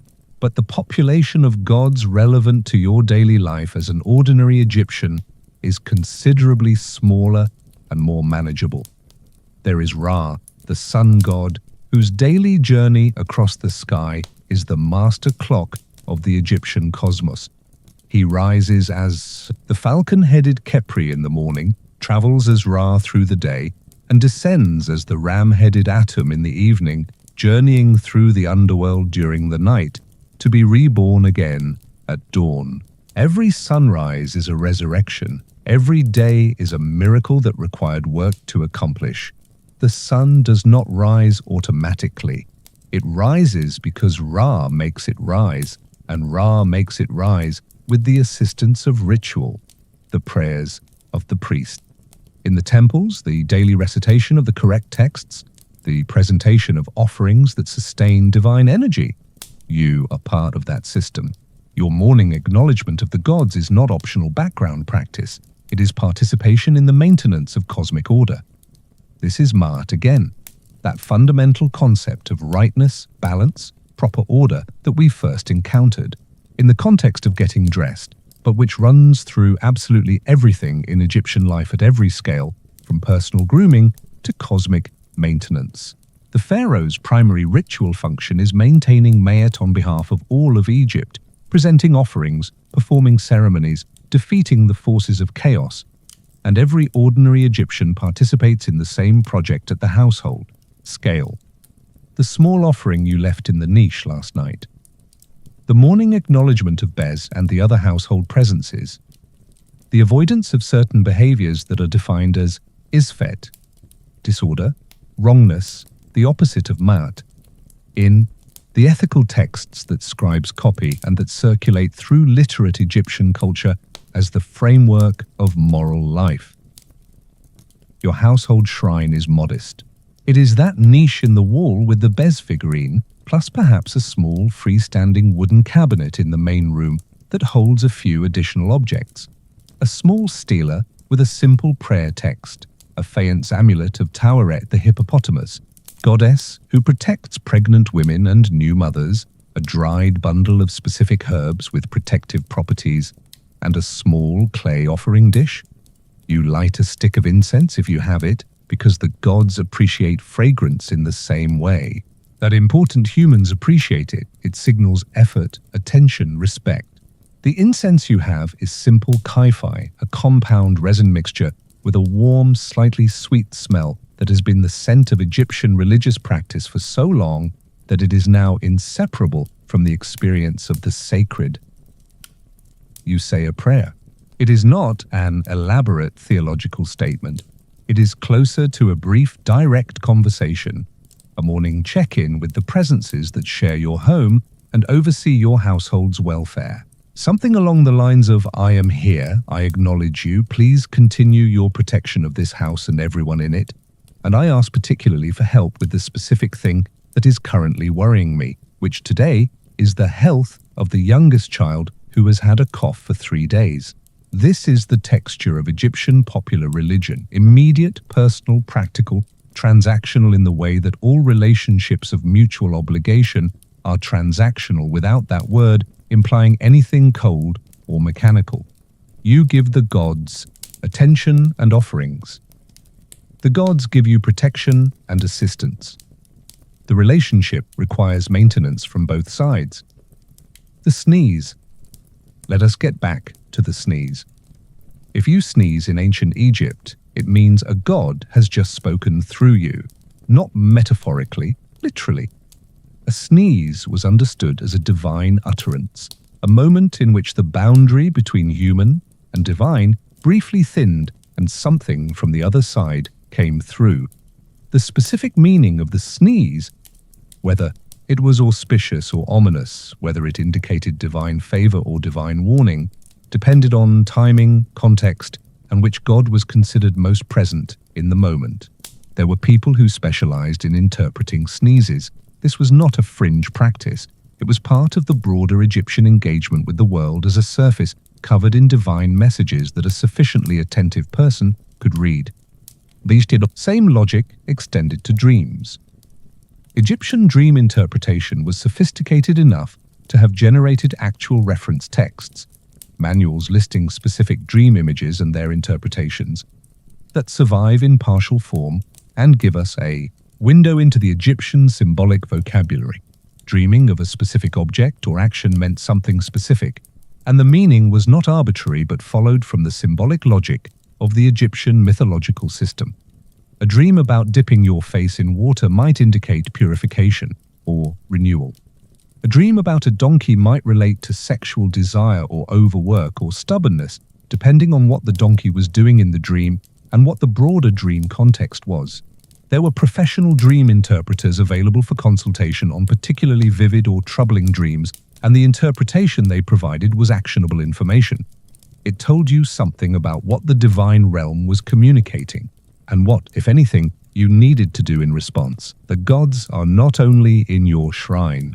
They are in the temple at the center of your community, where professional priests perform elaborate daily rituals that the ordinary Egyptian does not witness directly. The innermost sanctuaries of Egyptian temples were not open to the general public in the way that a church or mosque is open to its congregation.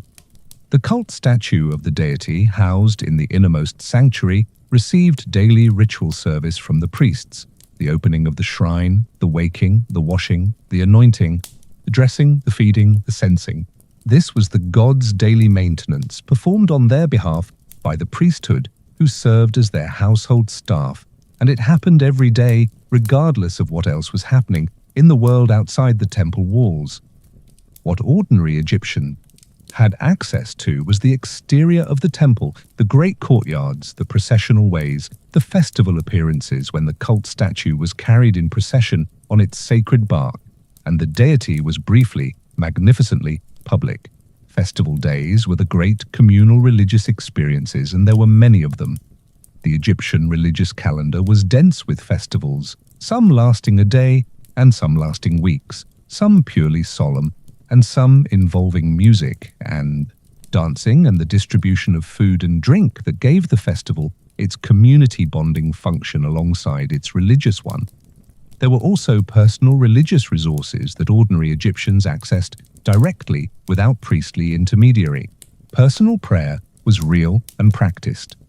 The stele set up by private individuals in sacred spaces, addressed directly to specific deities asking for specific things, survive in numbers that tell you this was not rare or unusual.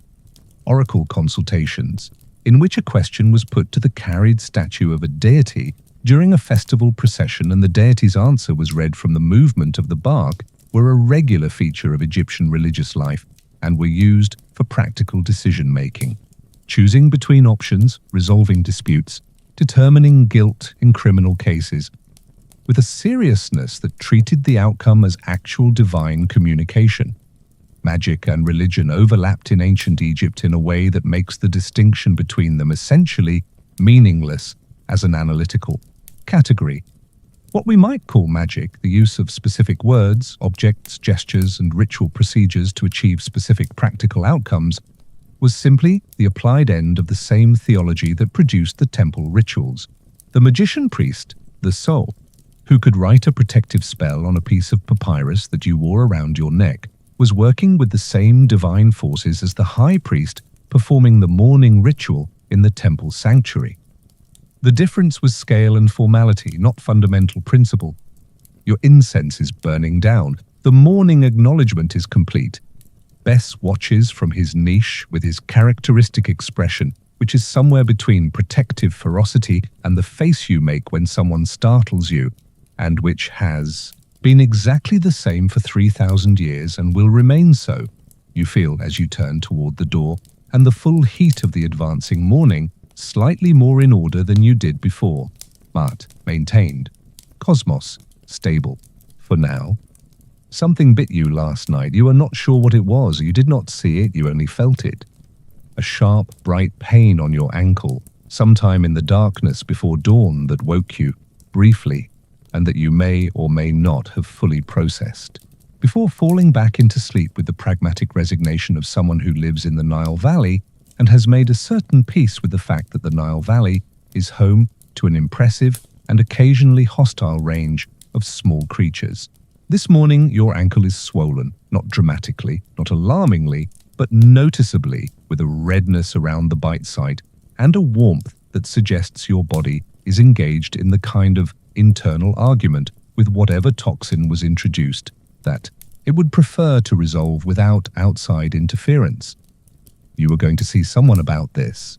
Not a doctor, in the modern sense, not exactly, but something close enough that the distance between the two concepts is more interesting than it is large.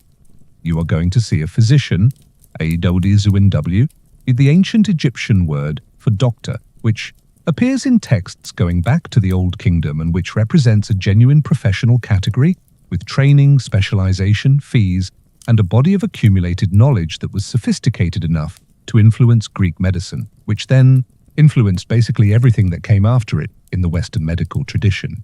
When Hippocrates, the man credited as the father of Western medicine, was developing his clinical approach in 5th century BCE Greece, he was working in a world that had already been receiving Egyptian medical knowledge for centuries. The debt runs deep and is rarely acknowledged. The physician you are going to see this morning lives 4 streets away and is a man in his 50s who trained under his father and his father's teacher before him in the apprenticeship chain that transmits specialized knowledge across generations. He has a collection of medical papyri, actual texts written in careful hieratic script that he consults for complex cases and that represent the accumulated clinical wisdom of practitioners going back several centuries before him.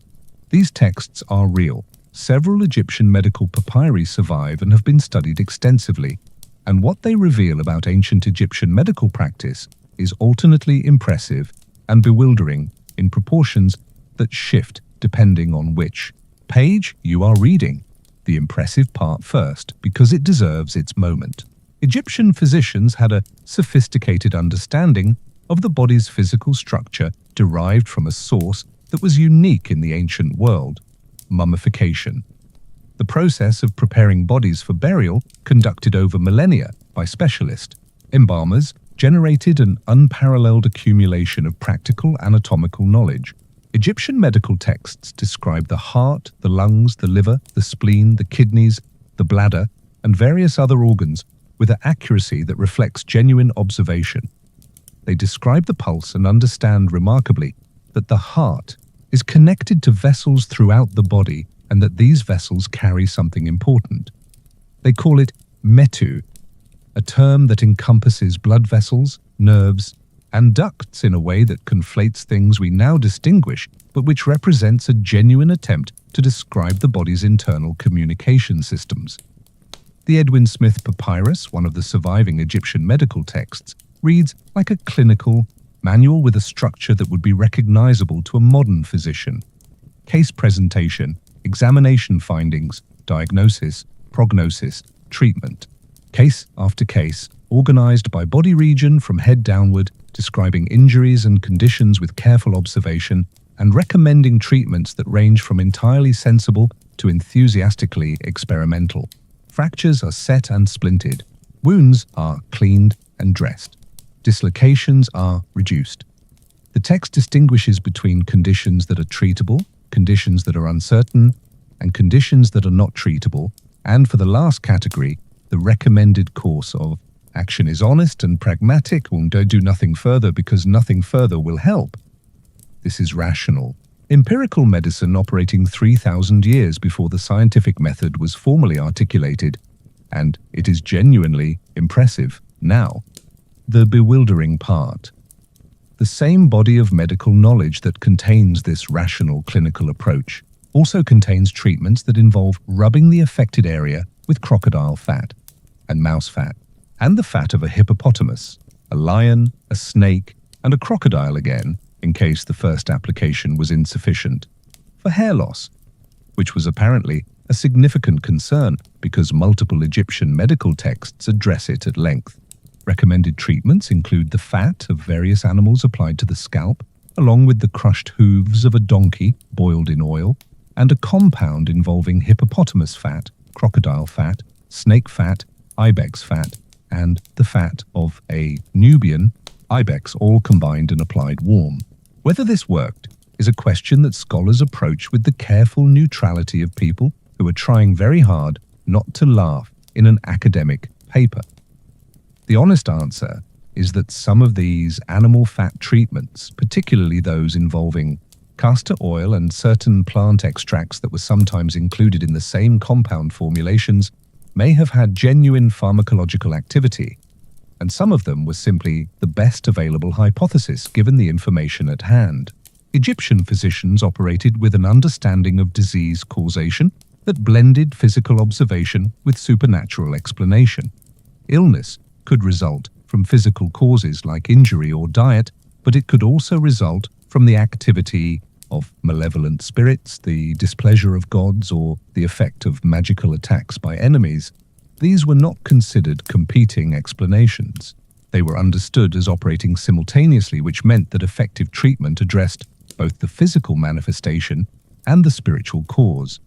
This is why your ankle bite is going to receive treatment that includes both a physical application, probably a poultice of honey mixed with specific herbs, and the honey part is actually excellent medicine, because honey has genuine antimicrobial properties that were not formally understood by Egyptian physicians but were empirically observed to produce better wound outcomes. And a spoken spell. The spell is not decorative. It is not included for psychological comfort, though psychological comfort is a real therapeutic mechanism that Egyptian physicians understood intuitively. The spell is considered a direct intervention in the supernatural dimension of the illness. It addresses the malevolent force or entity that may be involved in your ankle's current situation, orders it to leave, and invokes the protective power of specific deities to prevent its return. Scholars still argue about whether the Egyptian integration of magical and physical medicine represents a failure to distinguish between domains that should have been distinguished, or a sophisticated holistic approach that recognized the mind-body connection and the psychological dimensions of healing in ways that Western medicine systematically excluded for centuries before rediscovering them. The argument tends to reflect the disciplinary background of whoever is making it. Your physician examines your ankle with the careful, unhurried attention of someone who has been trained to look first and conclude second. He palpates the swelling. He examines the bite mark.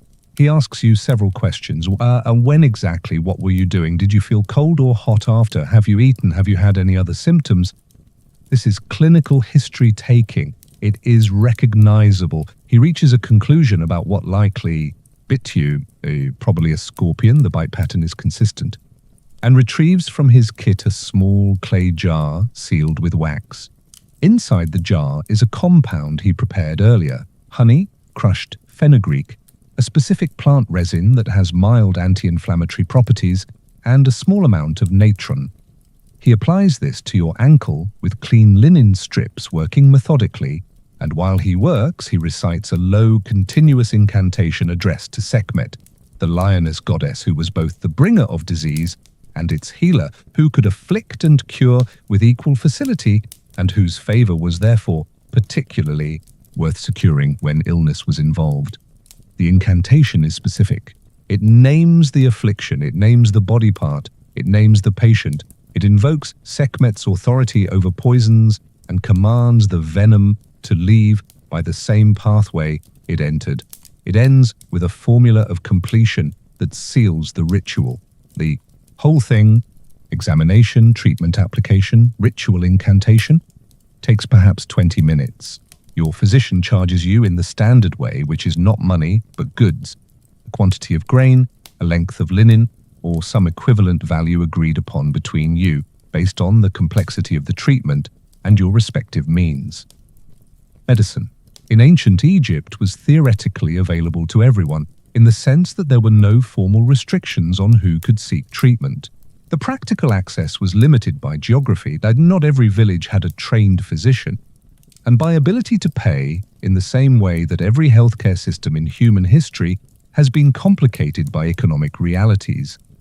You leave with a bandaged ankle, a slightly lighter household stores, and the particular feeling of having been attended to carefully by someone who knows what they are doing and is doing it in good faith with the best tools available to them. Your ankle still hurts. The honey will begin its quiet antimicrobial work over the next few days. The spell has done whatever spells do. You limp slightly as you walk home, which earns you a look of concern from the woman at the house on the corner. And she tells you that for scorpion bites, the really effective treatment is a poultice made with mud from the north bank of the river applied at midnight under a waning moon. And her grandmother swore by it. And would you like her to make some for you? You thank her. You tell her you will consider it. You are already considering it. The sun has reached its highest point and made its position on the matter absolutely clear. It is not asking, it is not suggesting. It is simply present in the sky with the full, unmediated authority of a deity who has been doing this job since the beginning of time and has no intention of moderating its performance for anyone's comfort. The shadows have shrunk to small dark puddles directly beneath everything that casts them. The palm trees, the granary walls, the donkeys standing in whatever shade they can find, with the patient philosophical resignation that donkeys bring to most situations. The street, which was busy and vocal this morning, has quieted into the specific midday hush of a place where everyone with any sense has gone inside, and the few people still moving through it are doing so with the brisk, slightly pained efficiency of people who have somewhere to be and would very much like to be there already. You are inside. Specifically, you are in the main room of your house with the wall opening on the north side, doing its best work, catching the prevailing northerly breeze that moves up the Nile Valley from the Mediterranean and pushing it through your house in a slow, warm current that is not exactly cool, but is meaningfully better than the alternative. The thick, mud brick walls, which have been radiating the cooler night air they absorbed all morning, are beginning to lose that battle against the afternoon heat, but have not yet conceded it entirely. For another hour or two, the interior of your house will remain several degrees below the temperature outside, which is an engineering achievement that cost nothing and required no technology beyond knowing how to make mud brick walls thick enough. It is time to eat. Lunch in ancient Egypt is the main meal of the day. Not in the modern sense of the largest caloric intake. Breakfast with its bread and beer covered a substantial portion of your daily energy needs, but in the sense of the most social, most deliberate, most varied meal of the day. The morning meal was functional, eaten quickly before the day's demands began. The midday meal is where the household reconvenes, where the variety that was absent from breakfast makes its appearance, and where the particular pleasure of eating together in the middle of a hard-working day is honored as the small daily ceremony it is. What is on your table? Or more precisely, on the low, woven mat that serves as your dining surface, because tables in the high furniture sense are a luxury of wealthier households. Depends on what you traded for this morning, what your household garden is producing, what the Nile has contributed recently in the way of fish, and what your household stores contain. The picture that emerges from the combination of tomb paintings, settlement archaeology, and the botanical and faunal remains recovered from ancient Egyptian sites is of a diet that was narrow in its staple base, but broader in its supplementary elements than the morning's bread and beer might suggest. There is bread again, because there is always bread, but the bread at midday might be a different shape or a slightly different preparation than the morning loaf. Perhaps a thicker round with a slightly softer crumb baked in a closed clay mold rather than on a flat stone, which produces a different texture. There are vegetables from the household garden.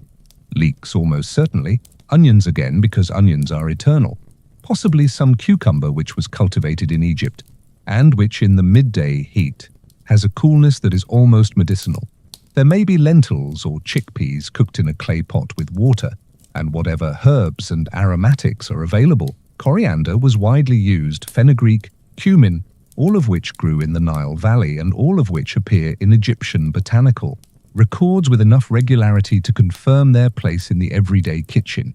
If there is meat, it is almost certainly fish. The Nile's productivity in terms of fish species and quantities was extraordinary, and fish, dried, salted, or freshly caught, depending on what was available and what you could afford, was the primary animal protein for most Egyptian households.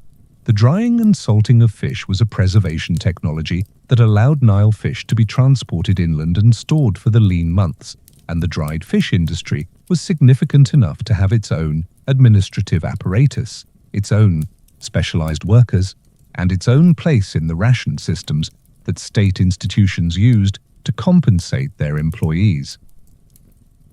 Fowl appeared on the Egyptian table with some regularity. Ducks and geese were both hunted wild from the Nile marshes and raised domestically, and their eggs were a protein supplement that, unlike the more formal beef and beef-adjacent meats that appear in elite contexts, was accessible to ordinary households. Pigeons were raised in the distinctive conical mud-brick dovecotes that appear in tomb paintings and were a relatively low-maintenance source of both eggs and meat. Beef, while present in Egyptian diet, was primarily a luxury and a ritual food. It appeared on festival days, in elite households, and as the meat of temple offerings that were subsequently redistributed, but not as a daily staple for ordinary people. Pork was consumed despite some evidence that it was considered ritually inappropriate in certain religious contexts, a contradiction that the Egyptians appear to have managed with the comfortable pragmatism of people who are more interested in lunch than in theological consistency. And now, the beer. We touched on this at breakfast, but the midday meal is where the beer conversation earns its full depth. Beer in ancient Egypt is not incidental. It is not a luxury or an indulgence or a vice to be managed. It is a food. It is calorie-dense. It provides carbohydrates and B vitamins.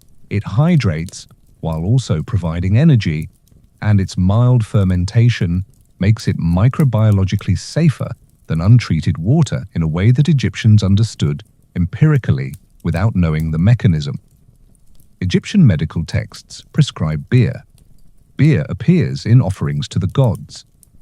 Beer is listed in workers' rations as a nutritional necessity alongside bread.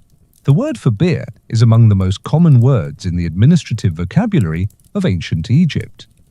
The varieties of Egyptian beer ranged from the thin, slightly sour everyday beer that was produced in household quantities from fermented bread and water to stronger, more carefully crafted varieties that were produced commercially and that could be flavored with dates, pomegranate, mandrake, or other additions. The mandrake-flavored variety deserves a particular note because mandrake contains psychoactive alkaloids that would have given a beer brewed with it properties somewhat beyond ordinary refreshment, and the Egyptians were aware of this, and this variety appears in contexts that suggest it was understood as something other than a simple beverage and used accordingly, primarily in religious and festival settings where altered states of consciousness were considered to have ritual significance. Scholars still argue about the average alcohol content of everyday Egyptian beer and about how the fermentation was managed well enough to produce consistent results without the benefit of modern microbiology. The answer probably involves a combination of careful management of fermentation temperatures in clay vessels, the use of maintained starter cultures that were passed between households and commercial producers, and a significant amount of practical knowledge accumulated over millennia of trial and error that was understood as craft knowledge rather than chemical knowledge, but produced reliable results regardless. You are drinking your midday beer from a clay cup, and it is cool enough. The clay pot it was stored in overnight has kept it at a temperature that is appreciably below the afternoon air, and slightly sour and genuinely good in the way that a drink is good when your body actually needs it rather than just wanting it. The children are eating with focused attention. Your household is quiet in the comfortable way of people sharing a meal without needing to fill the silence with talk. Outside, the heat presses against the walls. The northerly breeze moves through the room. Somewhere in the distance, someone is playing a stringed instrument with lazy afternoon competence. Not performing, just playing, the way people play instruments when they are alone and the afternoon is too hot for anything that requires more effort than sitting in the shade and making music. This is the Egyptian afternoon. This is the hour that the schedule bends around, that the architecture was designed for, that the entire rhythm of the day acknowledges as requiring its own response. The heat is real, and it is not to be argued with. The Egyptians did not argue. with it. They arranged their lives around it with the elegant pragmatism of people who understood that some forces are for accommodating rather than overcoming. The food is almost gone. The beer cup is almost empty. The children have finished, and one of them has fallen into the particular sudden, boneless sleep of a young child in the early afternoon, collapsed sideways against the wall with the complete commitment of someone who has simply run out of energy mid-sentence and declined to negotiate with the situation. You lean against the cool wall. The music from outside continues its aimless, pleasant wandering. For 1 hour, in the hottest part of the ancient Egyptian day, you rest. This is not laziness. This is civilization. The afternoon has shifted slightly. At the absolute peak of the heat has passed by perhaps an inch of sun movement, which does not make it comfortable exactly, but makes it survivable in a way that permits the resumption of cognitive work, if not heavy physical labor. This is the hour when the scribes return to their writing.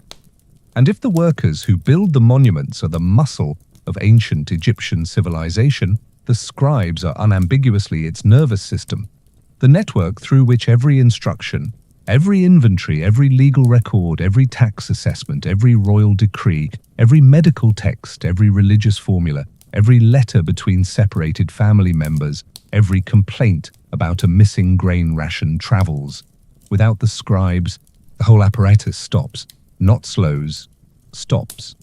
You are going to spend some time this afternoon near the administrative office attached to your local temple, the Perank, the House of Life, which is simultaneously a scriptorium, a library, a school for advanced scribal training, and the intellectual center of your community, because the scribe who works there is someone you need to see. You need a document written. Specifically, you need a formal record of the property boundary agreement you reached with your neighbor last month, the one involving the garden plot at the edge of your household's land.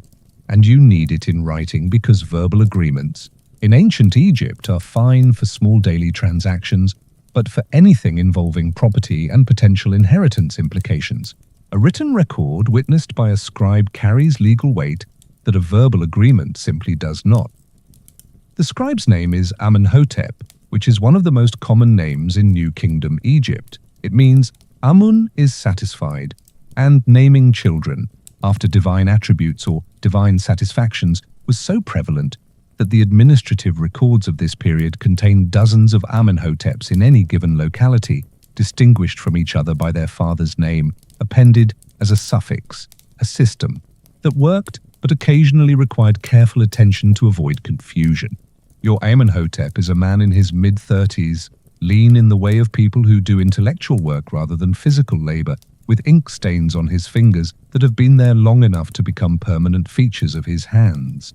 He sits cross-legged on a mat with his palette, a long, flat piece of wood with two wells, one containing black ink and one containing red, across his knees, and he looks up when you approach with the measured, unhurried attention of someone who has learned that the first 30 seconds of any interaction contain most of the information he needs to calibrate the transaction. The scribal palette is the most personally significant object Amenhotep owns. In the way that a musician's instrument is personally significant, it is the tool through which his professional identity is expressed. It was given to him by his teacher at the conclusion of his formal training, and it will be buried with him when he dies because it is the object most associated with his professional self, and therefore the one most useful to bring along to the next life. The palette has his name incised on it. He has used it for 15 years. The wood is worn smooth where his hands rest on it. The writing Amenhotep does every day spans an enormous range of document types and purposes, and this range is one of the reasons the scribal profession commanded the social prestige it did. On any given day, he might write a formal letter from a local official to a regional administrator, using the elaborate courtesy formulas that Egyptian epistolary culture required. The opening of an Egyptian formal letter typically ran to 3 or 4 lines of greetings and blessings before the actual content appeared, because social lubrication was a professional skill and its absence was noticed and judged. He might write a land transfer document recording the sale or inheritance of a piece of agricultural land with the legal precision that made it defensible in court.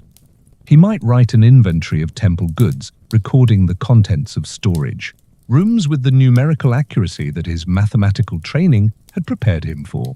He might copy a religious text onto fresh papyrus to replace a damaged original. He might take dictation for someone who has a message to send but lacks the ability to write it themselves. The dictation service is worth dwelling on because it illuminates something important about literacy in a world where most people cannot read or write.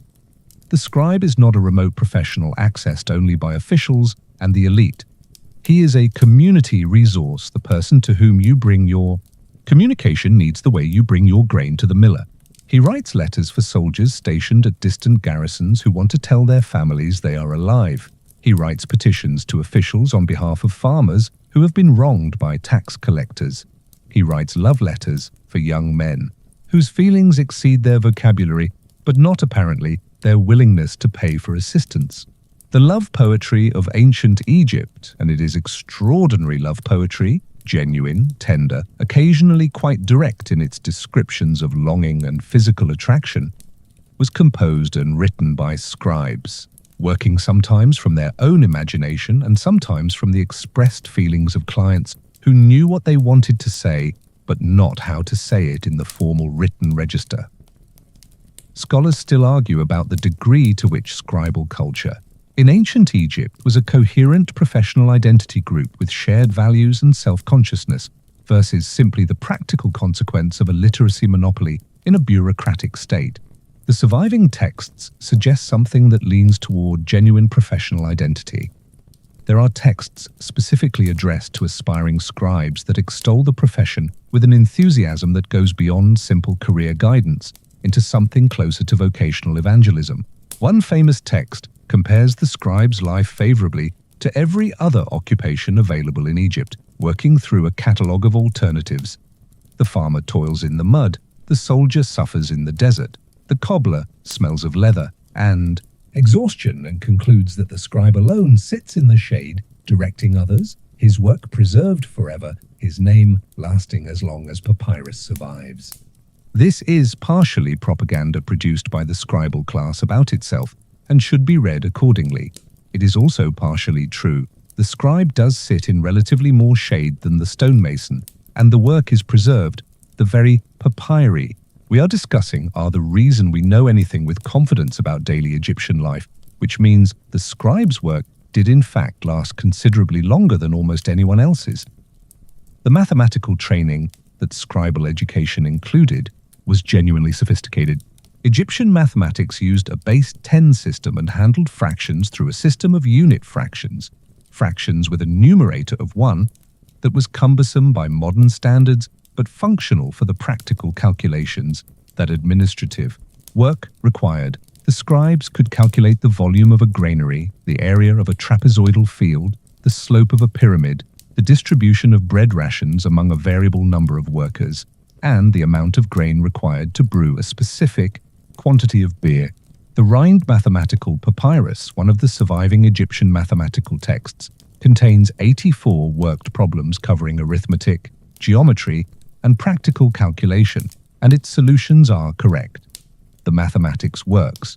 The people who used it built things that are still standing. Your document is being written now. Amenhotep's stylus moves across the papyrus in the flowing, abbreviated strokes of hieratic that make it look, to an untrained eye, like particularly confident cursive.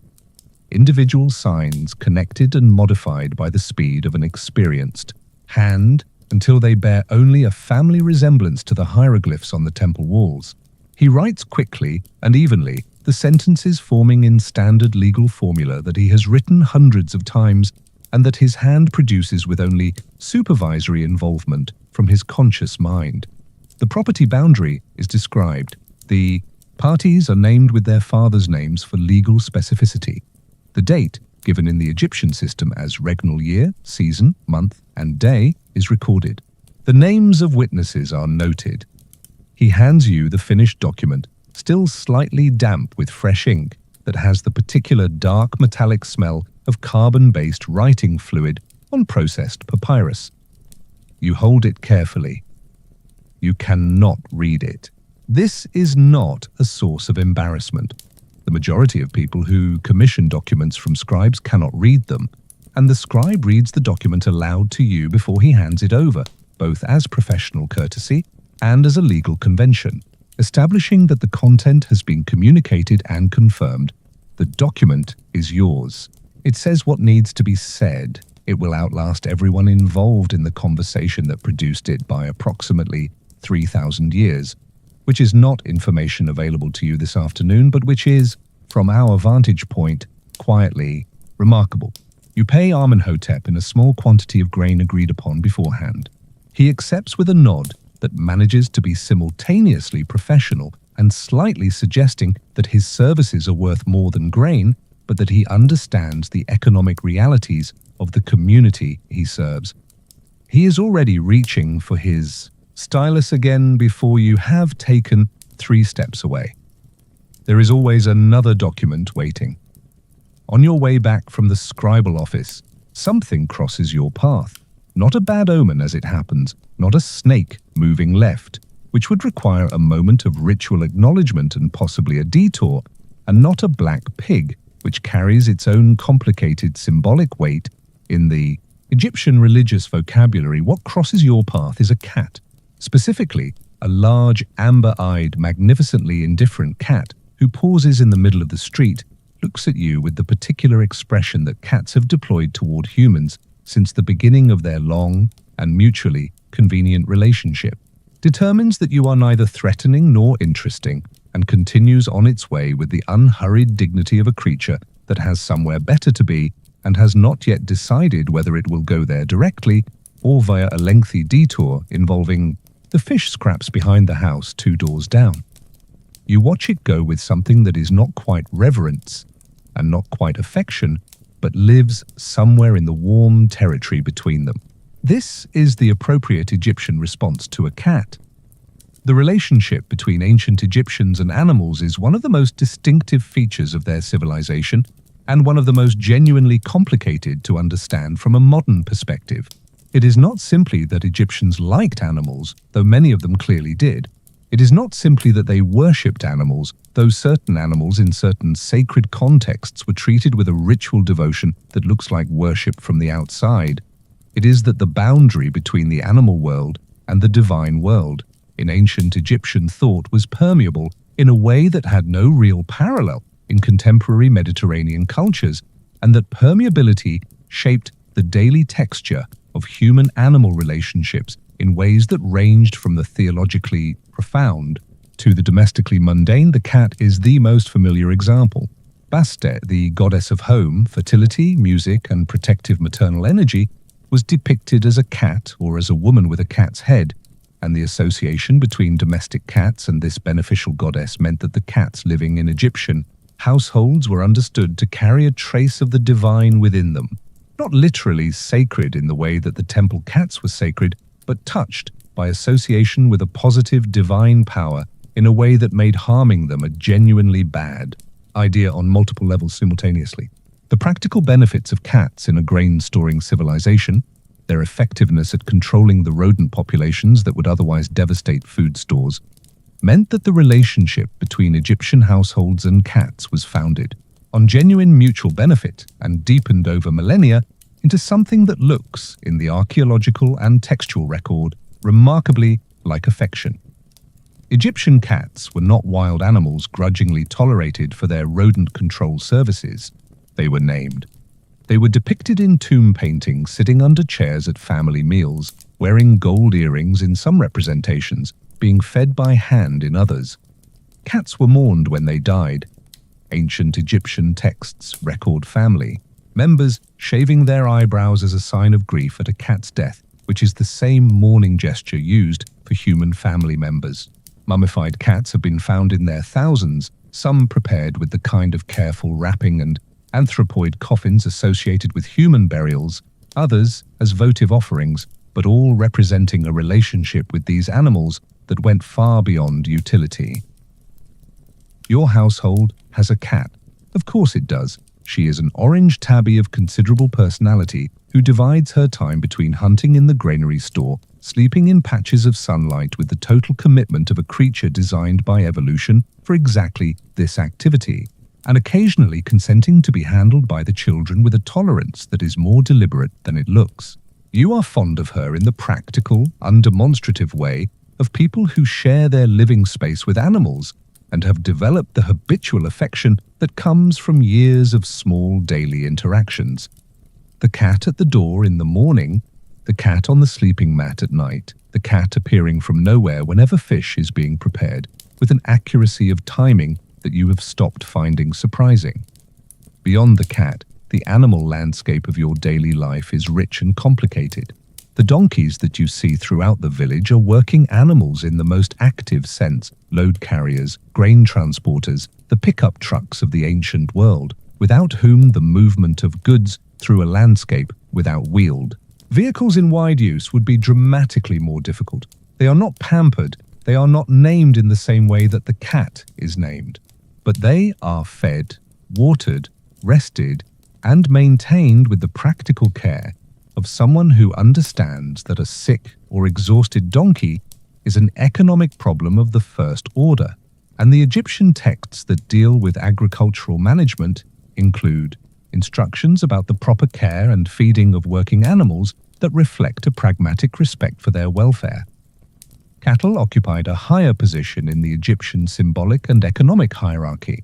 Cattle were wealth in a direct and visible sense. The ownership of cattle was a marker of agricultural prosperity, and the counting of cattle was part of the state's tax assessment process, with officials recording livestock numbers alongside grain stores as measures of household and regional wealth. The god Apis was a sacred bull housed at Memphis in considerable luxury and consulted as an oracle, and the death of an Apis bull was a national event requiring elaborate ritual response. Individual cattle in ordinary agricultural contexts were not sacred, but they were valuable enough that their theft or unauthorized slaughter was a serious legal matter, and the affectionate names given to individual cattle that appear occasionally in agricultural records suggest that the relationship between Egyptian farmers and their animals was not purely transactional. The birds of the Nile Valley, the ibis, the heron, the falcon, the vulture, occupied a space in Egyptian life that was simultaneously practical, aesthetic, and theological. The ibis, associated with Thoth, the god of writing and wisdom, was a common sight in the fields and along the riverbanks, wading through the shallows with the precise, patient movements of a highly specialized hunter. To encounter an ibis in the course of a day was an auspicious sign, a brief proximity to the divine that required no ritual response beyond a moment of acknowledgement. The falcon, associated with Horus, was one of the most powerful divine symbols in the entire Egyptian cosmological system, and the sight of a falcon overhead carried layers of meaning that a modern birdwatcher would not attach to it, but that an ancient Egyptian would feel as a physical sensation. Scholars still argue about the precise mechanisms by which animal deities were understood to relate to the actual animals that embodied them. Whether the sacred ibis in a temple context was understood as literally containing the divine essence of Thoth, or whether the relationship was more symbolic and representational, with the animal serving as a visual and conceptual bridge to the divine quality it embodied.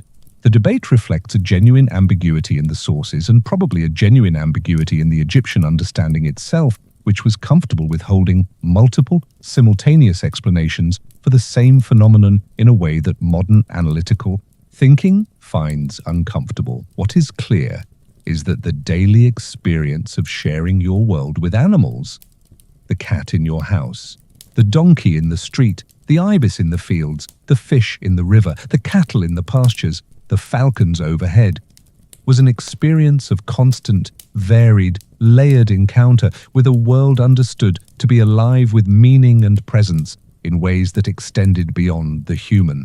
The Egyptians were not sentimental about animals in the way that a modern urban person might be sentimental about them.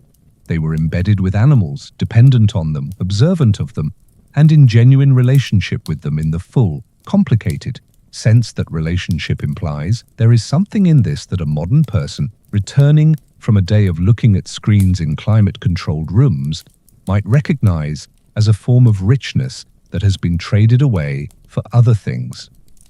You reach your house. The cat is already there somehow, despite having been moving in a different direction when you last saw her. She looks at you from the doorstep with the expression that suggests she has been waiting for an unreasonably long time and has opinions about this. You step past her into the shade of the interior. She follows 2 seconds later, as if this was entirely her idea. There is a man at the end of your street who is having a perfectly ordinary conversation about his funeral. Not with alarm, not with the hushed, uncomfortable tones that a modern person brings to any direct engagement with the subject of their own mortality, that particular conversational register that involves lowered voices and careful euphemisms, and the slight, physical pulling away that people do when death enters the discussion as if proximity to the topic might make the topic more likely. He is having this conversation the way you might discuss the renovation of your house or the planning of a journey, with practical attention to logistics, with interest in the details, with occasional opinions about quality and value, and with the calm of someone who has been thinking about this particular project for years and has developed clear preferences about how he wants it done. His name is Nebwenenef. He is perhaps 60 years old, which in ancient Egypt is a genuinely significant age, not impossible, not as rare as is sometimes claimed, but representing a life that has navigated a sufficient number of hazards to deserve some acknowledgement. He is speaking with the man who handles funerary arrangements for your community, a specialist whose profession sits at the intersection of the practical and the sacred in a way that is entirely characteristic of ancient Egyptian culture, which did not experience these as separate domains. They are discussing the quality of the linen wrappings, the number and type of amulets to be included in the burial equipment, the specific spells to be written on the coffin boards, and the arrangements for the funerary feast that will follow. The burial ceremony. This is daily life in ancient Egypt. Death is not hidden here. It is not quarantined in hospitals and funeral homes and kept carefully away from the texture of ordinary existence.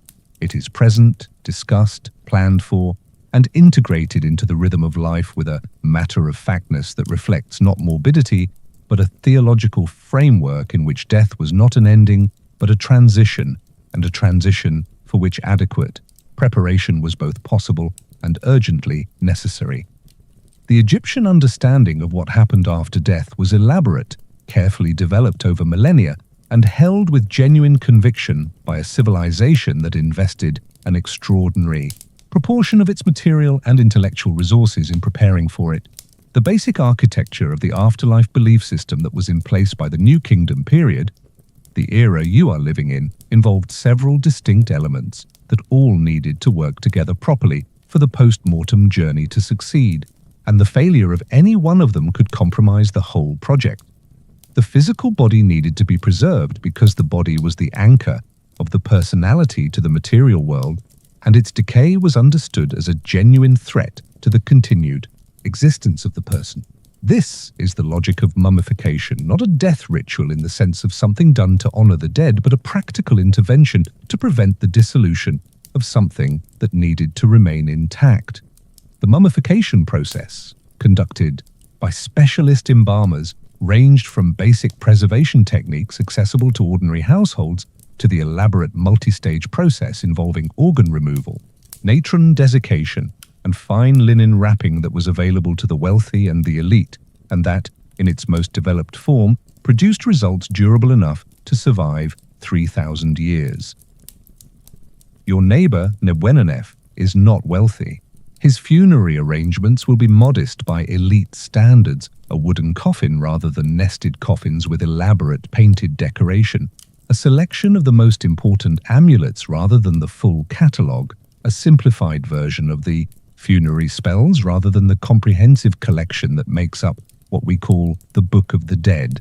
But modest by elite standards still means something very specific and very deliberate, because even the most basic Egyptian burial in this period included the key elements necessary for the journey that lay ahead.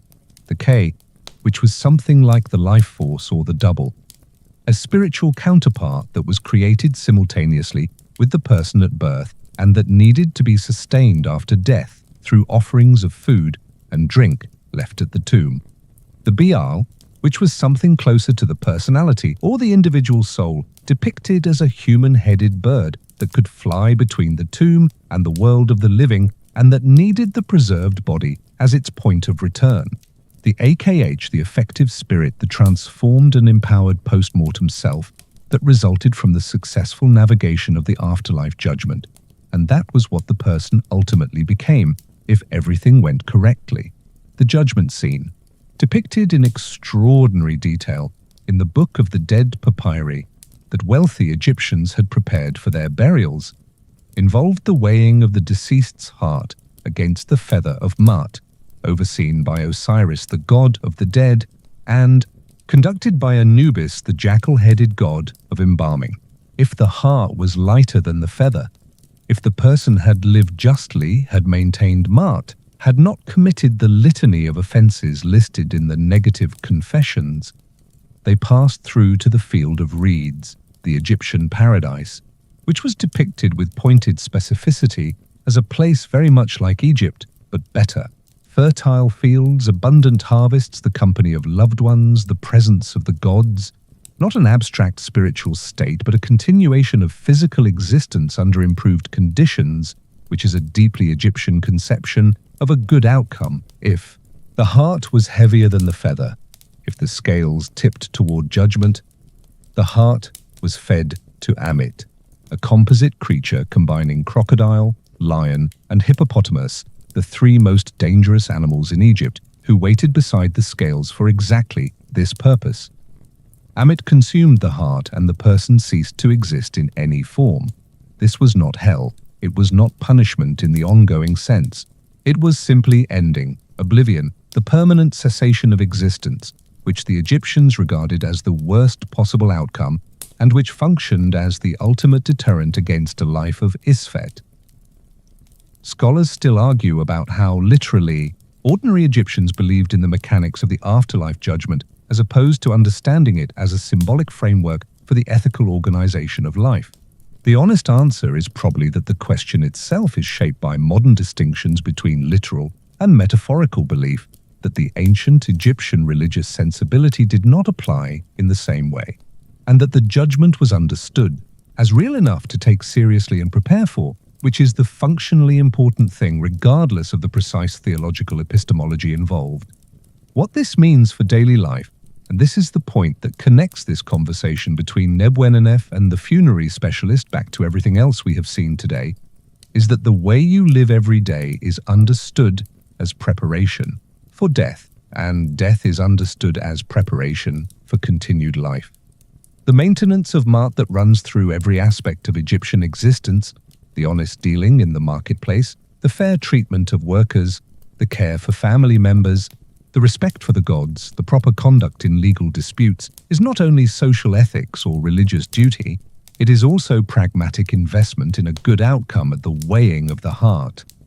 You do not live well only because it is the right thing to do, though it is. You live well because the record of how you lived will follow you past death. And the feather of Mut is, in the end, a perfectly accurate instrument. Nebuchadnezzar concludes his conversation with the funerary specialist. They have reached agreement on the key points. He will pay a portion now in grain, and the remainder upon completion of the arrangement. He seems satisfied in the way of a person who has handled a necessary piece of business competently and can now stop thinking about it, at least for a while. He notices you watching and nods with the easy sociability of someone who is not embarrassed by the subject of the conversation you just witnessed. You nod back. Neither of you finds the moment strange.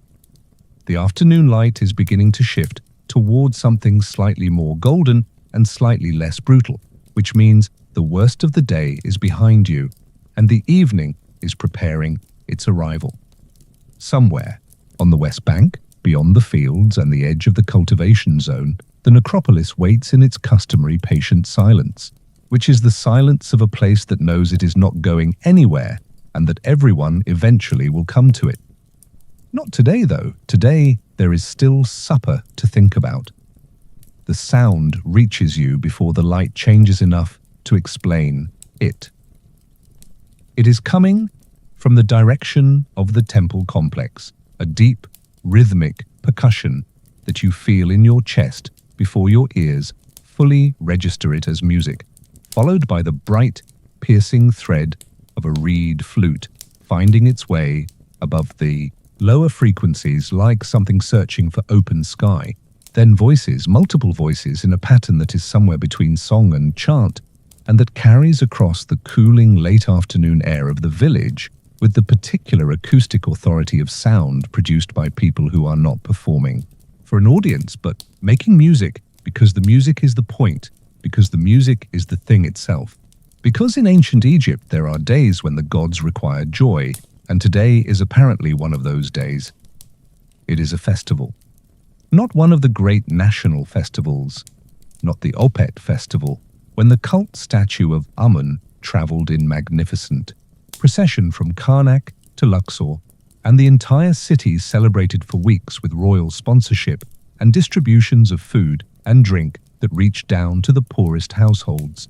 Not the beautiful festival of the valley when the living crossed to the West Bank to visit their dead in the necropolis and feast beside the tombs in a celebration of continued connection that blurred the boundary between the living and the dead with deliberate, affectionate intention. This is a smaller festival, a local observance of a deity's particular feast day, organized at the temple level, involving the community in a way that is less spectacular than the national occasions, but perhaps more intimate, more woven into the texture of ordinary life precisely because it is happening in your street, among your neighbors, with the specific smells and sounds of your particular community, rather than the grand anonymous scale of state ceremony. The Egyptian religious calendar was extraordinarily dense with festival days.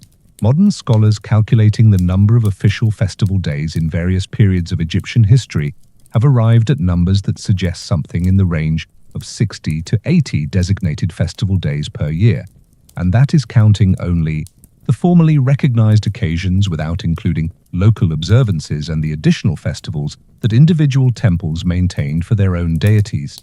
In a working year of roughly 365 days, this means that an Egyptian community experienced a formal disruption to the normal work schedule, a day when the gods required celebration, when food and drink were distributed, when music was played, and participation was expected approximately once every 5 or 6 days. This is not a civilization that worked grimly through an undifferentiated calendar. This is a civilization that built joy into the schedule with the same organizational thoroughness it applied to grain collection and monument construction. The music is getting louder because you are moving toward it, partly by intention and partly because the sound is the kind that pulls you along without requiring a conscious decision to follow. The percussion you heard first is sistrum rattles. The sistrums, sacred instruments associated particularly with the goddess Hathor, goddess of love, music, joy, and female sexuality, consisting of a metal frame strung with loose crossbars that jingle and clatter when shaken, producing a sound that is simultaneously rhythmic and textural, and that Egyptian musical tradition considered to be inherently pleasing to the gods. The sistrum was not merely an instrument, it was a ritual object, and its sound was understood as a form of divine communication. The rattling of the universe's basic creative energy, the sound of something alive and moving. The reed flute you heard is the mehmet, a vertical flute of considerable antiquity in Egyptian music, and alongside it now you can hear the harp, the arched harp that appears in tomb paintings throughout Egyptian history, played by seated musicians with an expressiveness that the painted images capture with enough detail that modern musicians have been able to reconstruct the instruments and experiment with their tonal range. Egyptian music was not notated in a way that survived or that we have been able to decode, which means we know a great deal about Egyptian musical instruments and musical culture, and essentially nothing about what Egyptian music actually sounded like, a gap in our knowledge that sits in a permanent state of tantalizing incompleteness, and probably always will. Scholars still argue about whether Egyptian music used scales and intervals comparable to any modern musical system, or whether its tonal organization was entirely different. And the honest answer is that the question may not be answerable with available evidence. What we know is that Egyptians considered music inseparable from religious and social life, that professional musicians existed as a recognized occupational category, with court musicians at the apex and local temple musicians slightly below them, and itinerant performers at the more informal end of the spectrum, and that musical ability was considered an accomplishment worth recording about an individual in a way that suggests genuine cultural prestige attached to it. The dancing has started. Now, you can see it from where you have stopped at the edge of the small open space in front of the temple's outer wall. A group of women moving in patterns that are partly choreographed and partly responsive to the music. Their white linen, bright. In the late afternoon light, their movements combining elements that a modern observer would distribute across categories of dance, ritual, and acrobatics. Egyptian dance was not gentle swaying. The wall paintings at various sites show dancers in positions of considerable athleticism, deep backbends, high leg extensions, partner lifts, executed with a fluency that indicates serious physical training and practice. The women who danced in temple festivals were not amateurs performing a community ritual. They were professionals whose training began in childhood and whose skill was a genuine art form with its own vocabulary of movement and its own standards of excellence.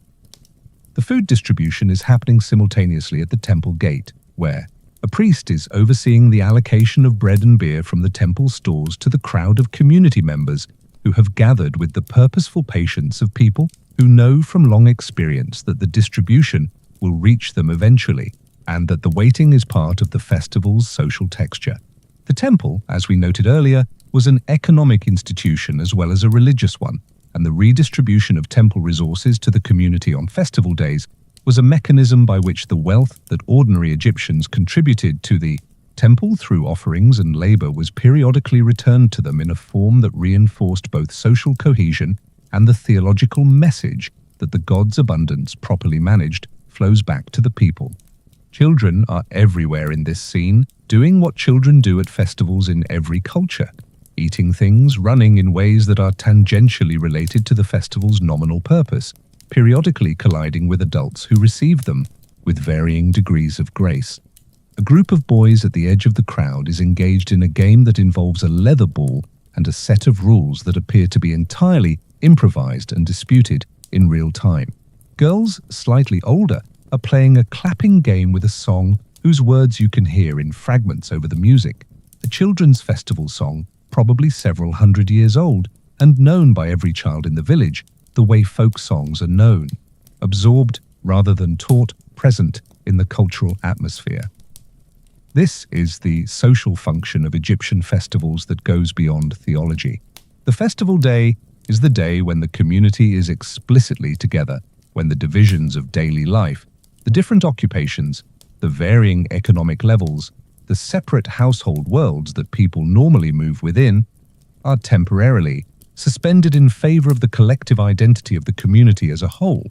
You see your neighbors not as the people you negotiate with in the market or dispute boundary agreements with through legal documents, but as people who are celebrating the same gods, eating the same temple bread, hearing the same music. The shared experience is the point, and it is produced with enough regularity, every 5 or 6 days, remember, to function as a genuine social maintenance mechanism.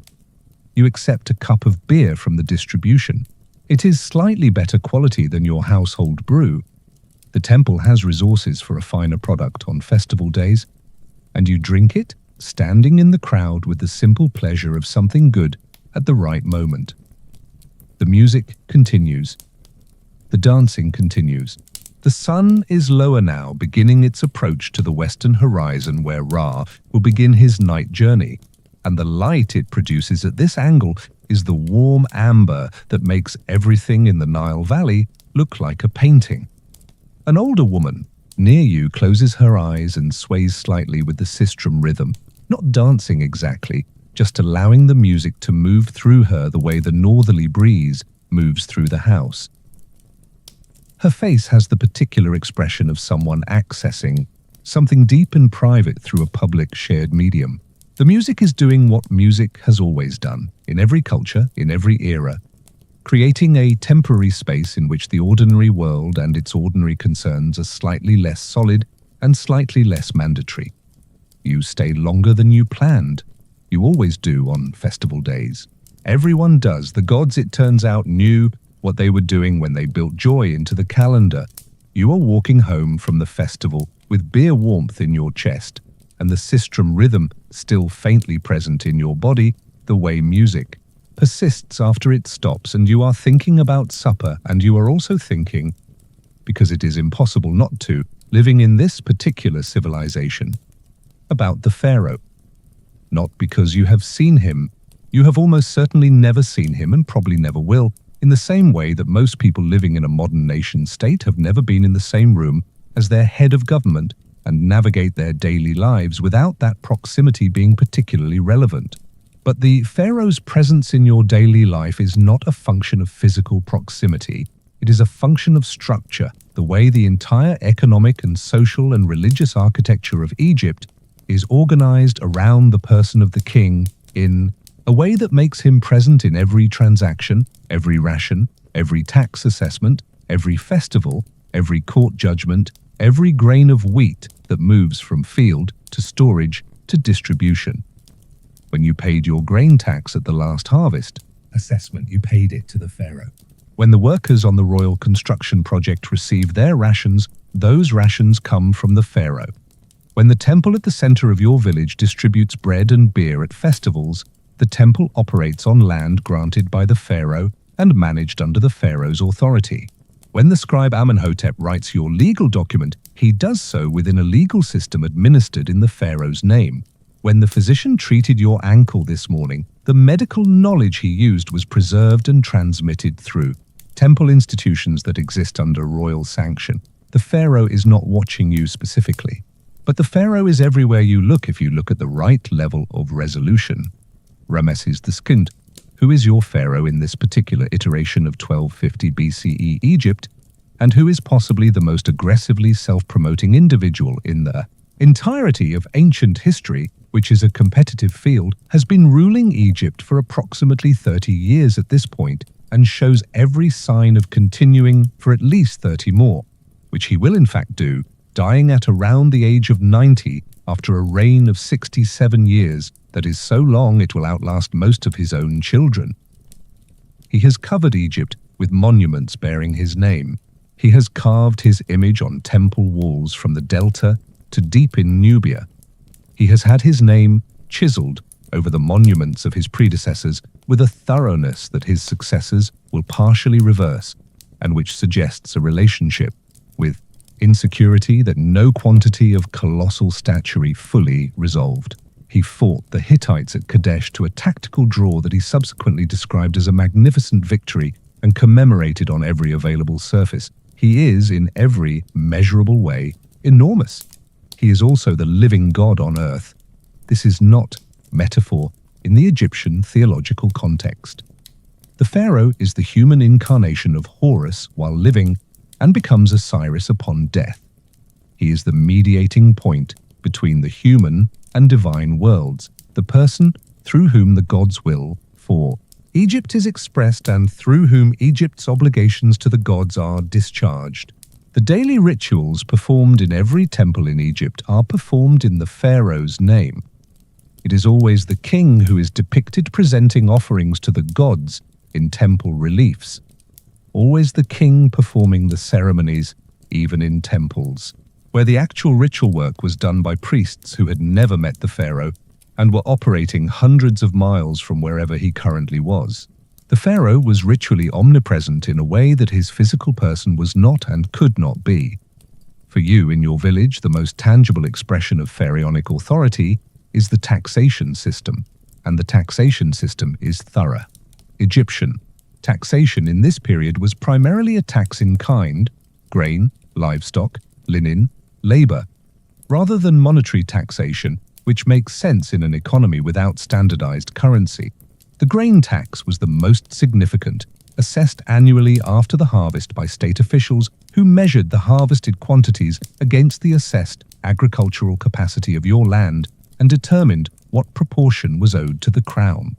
The assessment methodology was sophisticated enough to account for variations in flood height and soil quality, which meant that a bad flood year theoretically resulted in lower tax obligations, which is more nuanced than many ancient tax systems managed. The labor tax, corvée, was the other major obligation. Egyptian citizens owed periodic labor service to the state, which is how the pyramid construction workforce was organized, how the irrigation canals were maintained, how the temple construction projects were staffed. This was not slavery. It was a civic obligation with defined terms, and it came with the provision of food, housing, and medical care during the service period. Whether individual Egyptians felt this obligation as a burden or as participation in the collective project of maintaining Egyptian civilization probably varied considerably depending on the specific assignment, the quality of the administration running it, and the personality of the person being asked to fulfill it. Scholars still argue about the degree to which the Egyptian population experienced pharaonic authority as oppressive versus as legitimate, and even welcomed, and the argument is genuinely unresolved because the surviving evidence is heavily weighted toward official perspectives. The Deir el-Medina records, those invaluable papyri from the royal tomb workers' village, give us the most direct, ordinary Egyptian perspective available, and what they suggest is a population that accepted the basic legitimacy of pharaonic authority, while being entirely willing to complain loudly and specifically when that authority was administered badly, which is roughly the relationship that populations have with governments in every era. What the pharaoh means for your kitchen specifically is more direct than theology. The grain in your storage jars represents what remains after the tax assessment. The quality of your diet this year is directly connected to the size of the Nile, inundation, and the accuracy, or generosity, or harshness of the official who assessed your household's contribution. In a good year, with a good flood and a fair assessment, your household has surplus to trade and to store.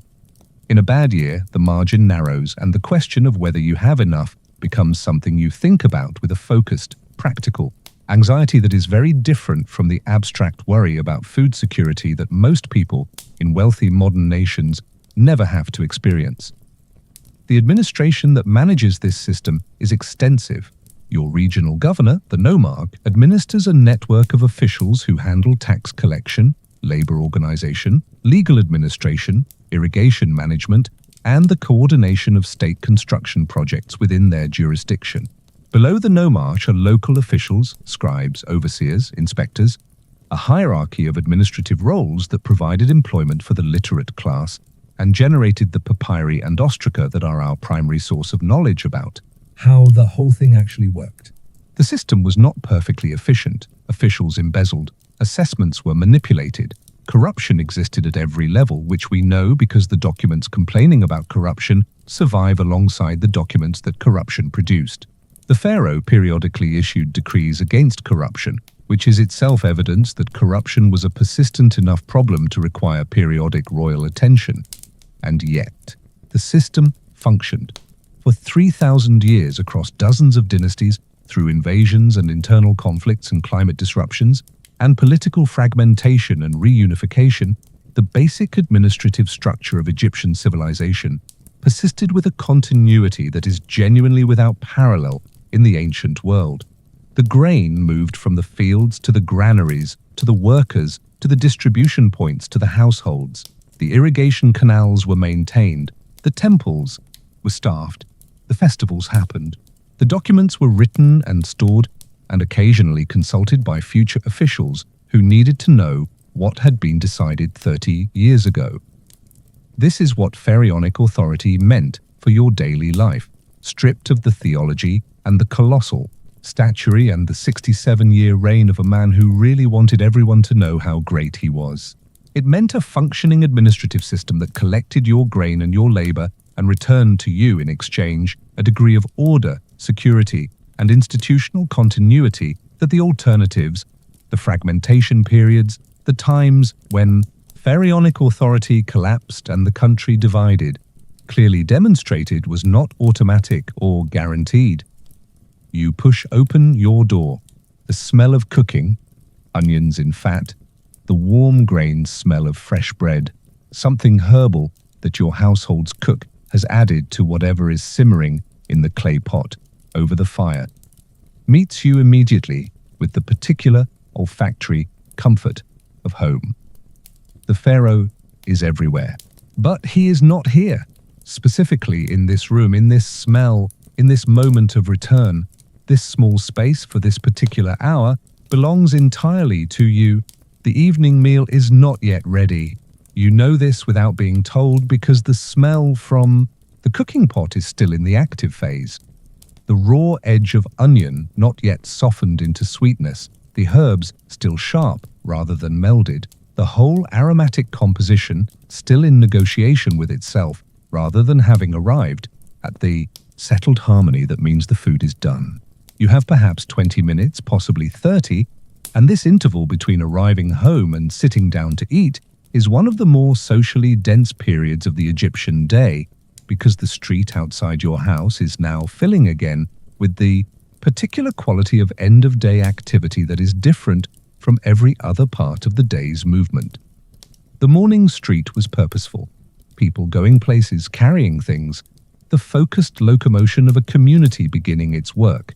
The midday street was empty, the silence of collective retreat from the heat. The festival street was joyful and somewhat chaotic, organized around a shared external focus.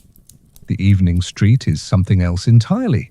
It is social in the most informal, most human sense.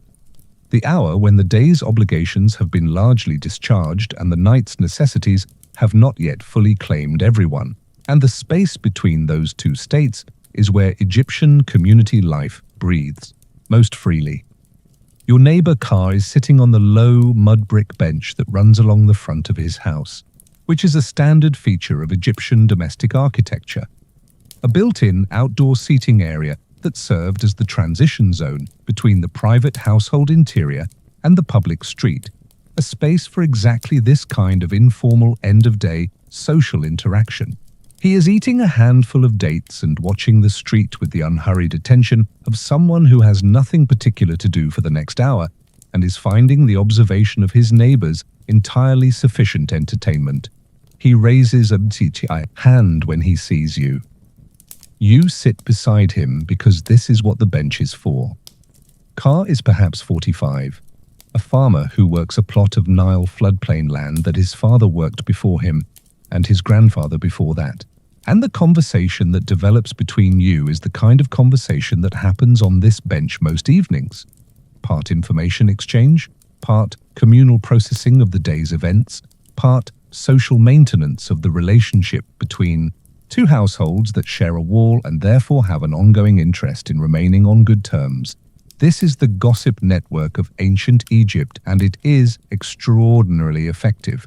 News travels in ancient Egypt through exactly this mechanism, multiplied across every bench and every water jar and every market interaction and every shared evening meal in every village along the Nile. There are no newspapers.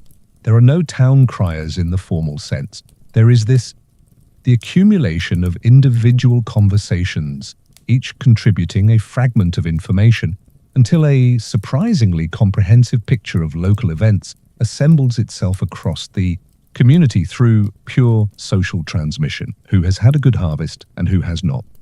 Which official's assessment seemed unreasonably high this year? What happened at the property dispute that the woman down the street won yesterday? Whether the new family that moved in on the next block seems likely to be good neighbors or problematic ones? The health of the elderly woman at the end of the street who has been unwell for 2 weeks? The behavior of the young man whose father is worried about him? This is the texture of community knowledge, and it is both genuinely useful and genuinely powerful. In a world without institutional social safety nets in the modern sense, the community knowledge network is the mechanism by which people in need are identified and helped. The household that is struggling after a bad harvest, the widow whose adult children are far away, the family dealing with illness that has disrupted their ability to maintain their fieldwork. The Egyptian village was not a collection of isolated households navigating the world independently. It was a web of relationships with memory and attention, and that web had real protective functions. It also had the other functions that gossip networks have always had, which is to say, the enforcement of community norms through the social cost of deviation from them. Egyptian villages were not large. Privacy in the modern urban sense, the anonymity of living among strangers who have no particular investment in your choices, was essentially unavailable. Your neighbors knew your business. They knew your household's economic situation. With reasonable accuracy, they knew about the dispute with the property boundary. They knew about your child's cough and your ankle injury, and the fact that you spent longer than expected at the festival this afternoon. They knew these things not because they were unusually nosy, but because they were paying the ordinary attention that people pay to the people they live near. And in a small community, ordinary attention accumulates into comprehensive knowledge. Scholars still argue about whether this social density was experienced primarily as support and belonging, or primarily as surveillance and constraint. And the honest answer is almost certainly both, varying by individual temperament, by the specific nature of the community, and by whether the norms being enforced were ones that the individual in question agreed with or chafed against. The woman who won the property dispute yesterday probably experienced community knowledge as protective. Her neighbor's awareness of the situation and its resolution contributed to the social pressure that made the other party concede. A young person whose desires diverged from community expectations probably experienced the same network as suffocating. The physical layout of your village reflects and reinforces this social density. The houses are close together, sharing walls with narrow streets between them that create natural gathering points at every intersection. The shared well is a community hub that produces daily social interaction for everyone who uses it, which is everyone. The temple forecourt serves as a gathering place on non-festival days as well. The market square is a social space as much as an economic one. There are no large private gardens, creating physical buffers between households. The architecture is the social structure made visible in mud brick. A group of older men has assembled at the intersection 2 houses down, engaged in the kind of circular, unhurried conversation that older men in every culture engage in at the end of the day, reviewing the day's events, offering assessments of various situations, occasionally achieving a genuine consensus on something, and more often simply enjoying the company and the opportunity to speak without any particular agenda. One of them is telling a story. You can tell from the listening posture of the others and the slight performance quality that has entered his delivery, a slight slowing of pace, a lift in register, that this is not a straight report of something that happened, but a story in the full narrative sense, shaped for effect, building to something.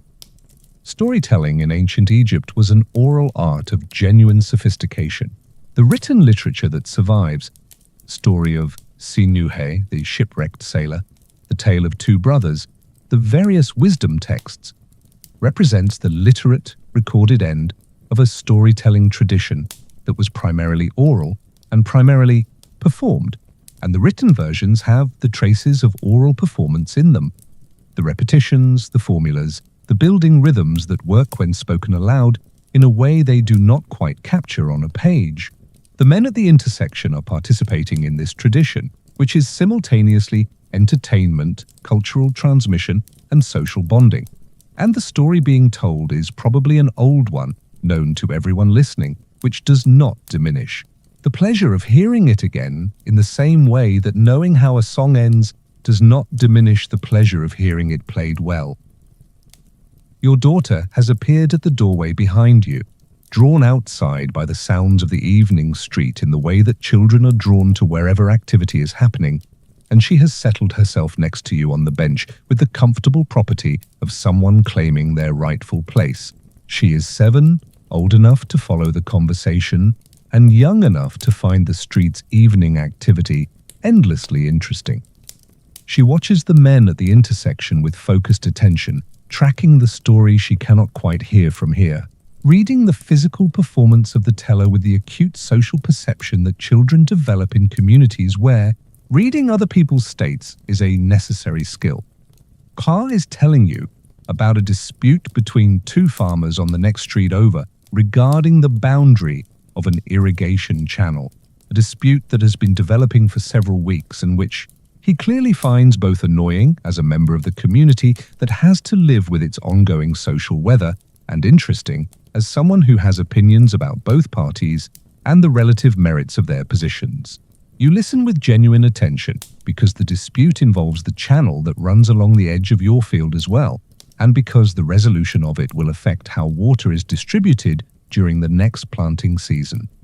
This is community, life in its most essential form, the reciprocal attention that people pay to each other's situations because their situations are genuinely connected, because the irrigation channel is shared, because the wall between your houses is the same wall, because your children play together and your livestock sometimes wander through each other's gates, and your household's good fortune and misfortune are not entirely separable from your neighbors. The cooking smell from inside has shifted. The onions have softened. The herbs have melded. The food is almost ready.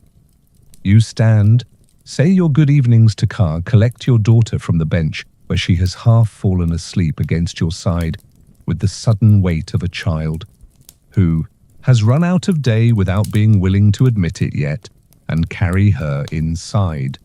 The street continues its evening conversation behind you, patient and unhurried, the way it does every night, the way it has for generations before you and will for generations after. The food is on the mat. It is not elaborate. It is not trying to be elaborate, and the absence of pretension is itself a kind of comfort. The clay bowl of lentil stew fragrant with cumin and coriander, the round loaves of bread still warm enough that steam rises from the broken edge. When you tear the first one, the small dish of pickled vegetables that your household puts up in natron solution during the harvest months, and which by this point in the season have developed exactly the sharp, sour depth that makes them the best part of a simple meal, the dates in their shallow dish, the beer in its clay cups. The lamp is lit, the shadows in the room are warm and close. Outside, the evening street has quieted to a murmur. Your family is gathered around the mat with the particular quality of presence that end-of-day togetherness produces. Not the focused engagement of a morning conversation, not the festival energy of the afternoon, but something softer and more diffused, the social equivalent of the room's amber lamplight. Your daughter, whom you carried inside half asleep, has revived with the food smell and is eating with the focused, slightly serious attention of a hungry child. The younger one is in your partner's lap, too small to eat the adult food, but entirely present and entirely opinionated about the proceedings. Your partner is talking about something that happened during the day. A conversation with the woman at the water jar this morning, a piece of information about a family 2 streets over. And you are listening with the receptive half attention of someone who is also eating and also aware of the lamp's oil level and also monitoring the sleeping mat situation for the younger child, and also somewhere in the back of the mind running through tomorrow's requirements. This is what the evening meal is in its deepest function, not just nutrition, not just the day's major social gathering, though it is both of those things. It is the daily reassembly of the household as a unit, the moment when the day's centrifugal forces, which have sent everyone in different directions from before dawn, are reversed by the gravity of the shared meal and the shared space and the shared lamp. The Egyptians did not articulate this in philosophical terms. They simply did it every evening with a consistency that was itself the point. After the meal, in the slower hour that follows when the dishes have been set aside and the younger child has finally conceded to sleep and is breathing with the deep, even rhythm of a person who has given up fighting the day, the household enters its most genuinely relaxed phase. This is the hour for conversation that does not have a practical purpose. The stories, the remembered things, the observations about the day that are worth sharing, not because they require action, but because sharing them is a form of connection. Your daughter is still awake, technically, in the way that children manage to remain technically awake well past the point where sleep is clearly winning, and she has positioned herself near you with the specific intent of hearing whatever stories the evening produces. Storytelling at the end of the day is a domestic tradition in ancient Egypt that runs parallel to the public oral tradition we glimpsed at the intersection earlier, but has its own character. More intimate, more varied, more responsive to the specific people present and the specific needs of the moment. You tell your daughter about the festival. You describe the dancing in more detail than she saw from the doorway, the sistrum's sound, the quality of the temple beer, and she listens with the complete receptive attention that children bring to stories told by people they trust, which is the best kind of attention there is. Your partner tells a story. It is an old story, one of the cycle of tales involving Isis and Osiris that forms the central mythological narrative of Egyptian culture, the story of the murdered god and his faithful wife and the long restoration that love and magic accomplish together. You know this story. Your daughter knows it in the way children know the stories they have heard many times, which means she knows the shape of it and anticipates the key moments and produces small sounds of satisfaction when those moments arrive, as expected, because familiarity in a good story is pleasure rather than boredom. The story is told simply, without performance effects, in the voice of someone sharing something they believe rather than performing something they know, and that quality, genuine relationship to the narrative, is what makes it work. The Egyptians had a rich tradition of what might be called wisdom literature, texts and oral teachings that offered guidance on how to live well, how to treat other people, how to navigate the various relationships and obligations of Egyptian social life. The maxims of Ptah-hotep, which the scribal students were copying in the school courtyard this morning, is the most famous example, and its advice is strikingly recognizable across 3 millennia of distance.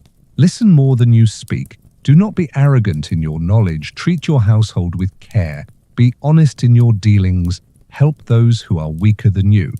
These are not exotic precepts specific to a particular theological system. They are the accumulated practical wisdom of a civilization that had been living with itself long enough to know what made community life work and what made it fail.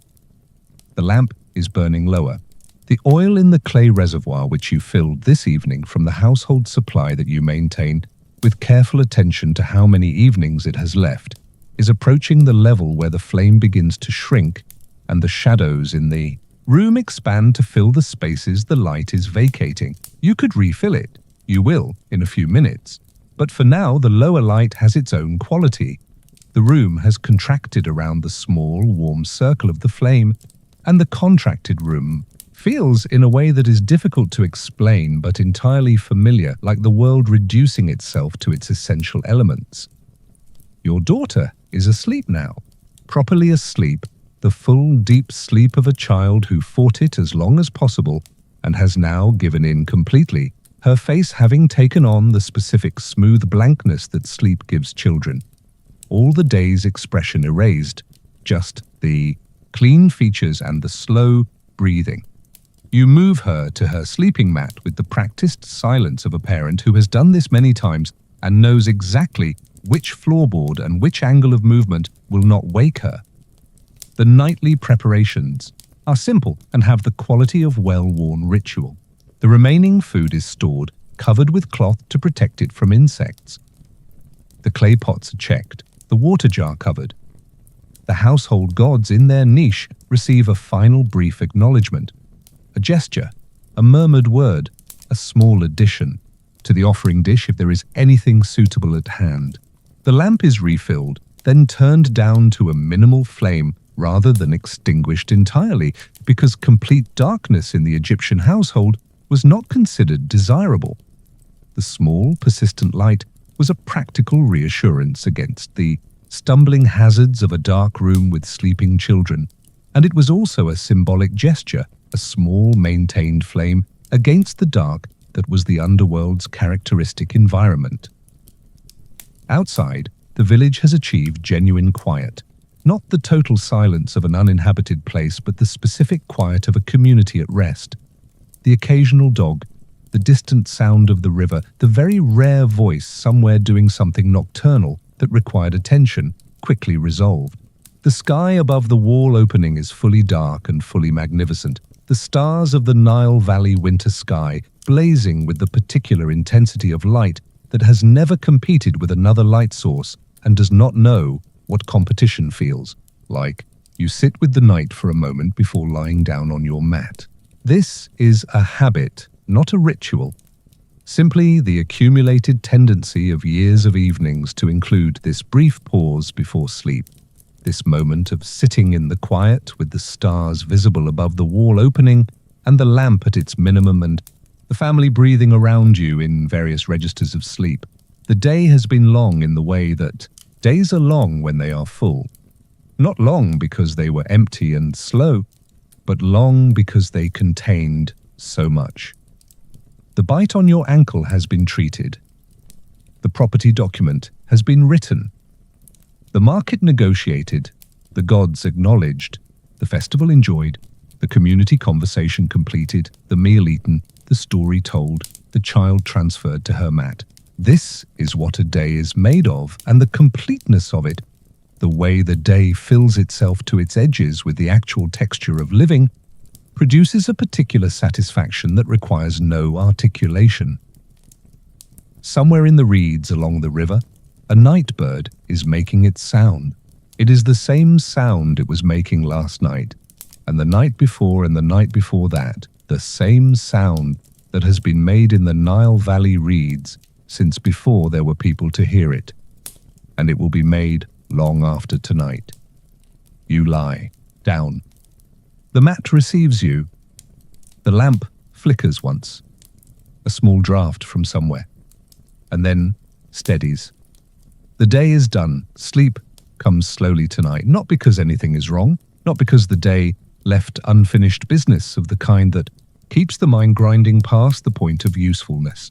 It comes slowly because this is simply how sleep sometimes arrives, as a gradual process rather than a sudden one, the world's edges softening by degrees rather than going dark all at once, consciousness releasing its grip on the day's details. One by one, with the unhurried patience of a hand, letting go of something it has been holding for a long time.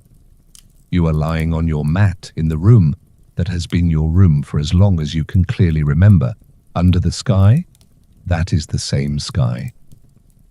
It was this morning, when it was dark blue and the day had not yet committed to itself, and the lamp at its lowest setting is a single, small, warm point in the room's darkness, and the breathing of your family.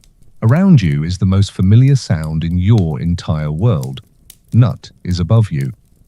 This is not a metaphor in the Egyptian understanding. Nut, the goddess of the sky, whose body arches over the entire world, whose star-covered belly is what you see when you look up on a clear night, whose role in the cosmic architecture is to swallow the sun each evening and birth him again each morning, is literally present in the sky above your wall opening. The stars you can see from where you lie are the lights on her body. The darkness between them is her. Every night that has ever happened has happened inside Nut, and every morning has been her releasing the sun back into the world after his journey through her. And the cyclical reliability of this process is one of the things that Egyptian theology has organized itself around with the most thoroughness, because if the sun comes back every morning, then the universe is fundamentally, despite everything, on the side of continuation. This is a comforting thing to believe. The Egyptians knew it was comforting and believed it anyway, or perhaps believed it partly because it was comforting, and the fact that comfort and truth were aligned in this particular cosmological proposition didn't seem to them to argue against either one. The day is reviewing itself in the way days do when the active mind relaxes its editorial control and the images come back in no particular order. The cat in the doorway, the property documents, ink smell, Nebuenanef and his funeral arrangements, the sistrum sound from the festival, the child asleep on the bench beside you in the evening, the oil seller's practiced assessment of your linen. These fragments do not arrive with the weight they carried in real time. They arrive lighter, already beginning to organize themselves into memory rather than experience, the difference between the thing itself and the impression it leaves. The Egyptians took dreams seriously, as we noted earlier in the day, and the transition from waking to sleeping was therefore not a casual passage, but a threshold, the point at which the be, that aspect of the person that could move freely between worlds, was understood to begin its nightly wandering. Where the BR went during sleep was the subject of some theological interest and some practical anxiety, because a BA that wandered too far or was intercepted by malevolent forces was a real concern in the Egyptian cosmological framework, and the protective function of amulets and household gods extended specifically into the sleeping hours, which is why Bez in his niche has his tongue permanently extended in permanent aggressive vigilance, and why the lamp was not fully extinguished. But these thoughts are not quite thoughts anymore. They are the thinned-out approximations of thoughts that happen at the edge of sleep, ideas that start to form and then lose their shape before completing, images that are present and then not present without a clear moment of transition between one state and the other. The night bird is still calling in the reeds. Or perhaps it has stopped, and you are hearing the memory of it, which at this level of consciousness is functionally the same thing. The Nile is still moving, as it has moved every night since before Egypt existed, and will continue to move after everything currently alive has become something else. The water does not care about the year, or the pharaoh, or the tax assessment, or the property dispute, or the ankle bite, or any of the thousand small urgencies that structured today's experience. The water moves because the highlands receive their rain, and the pulse travels north, and the carrying of that pulse to the sea is the river's only business, and it conducts that business with perfect indifference to everything happening on its banks.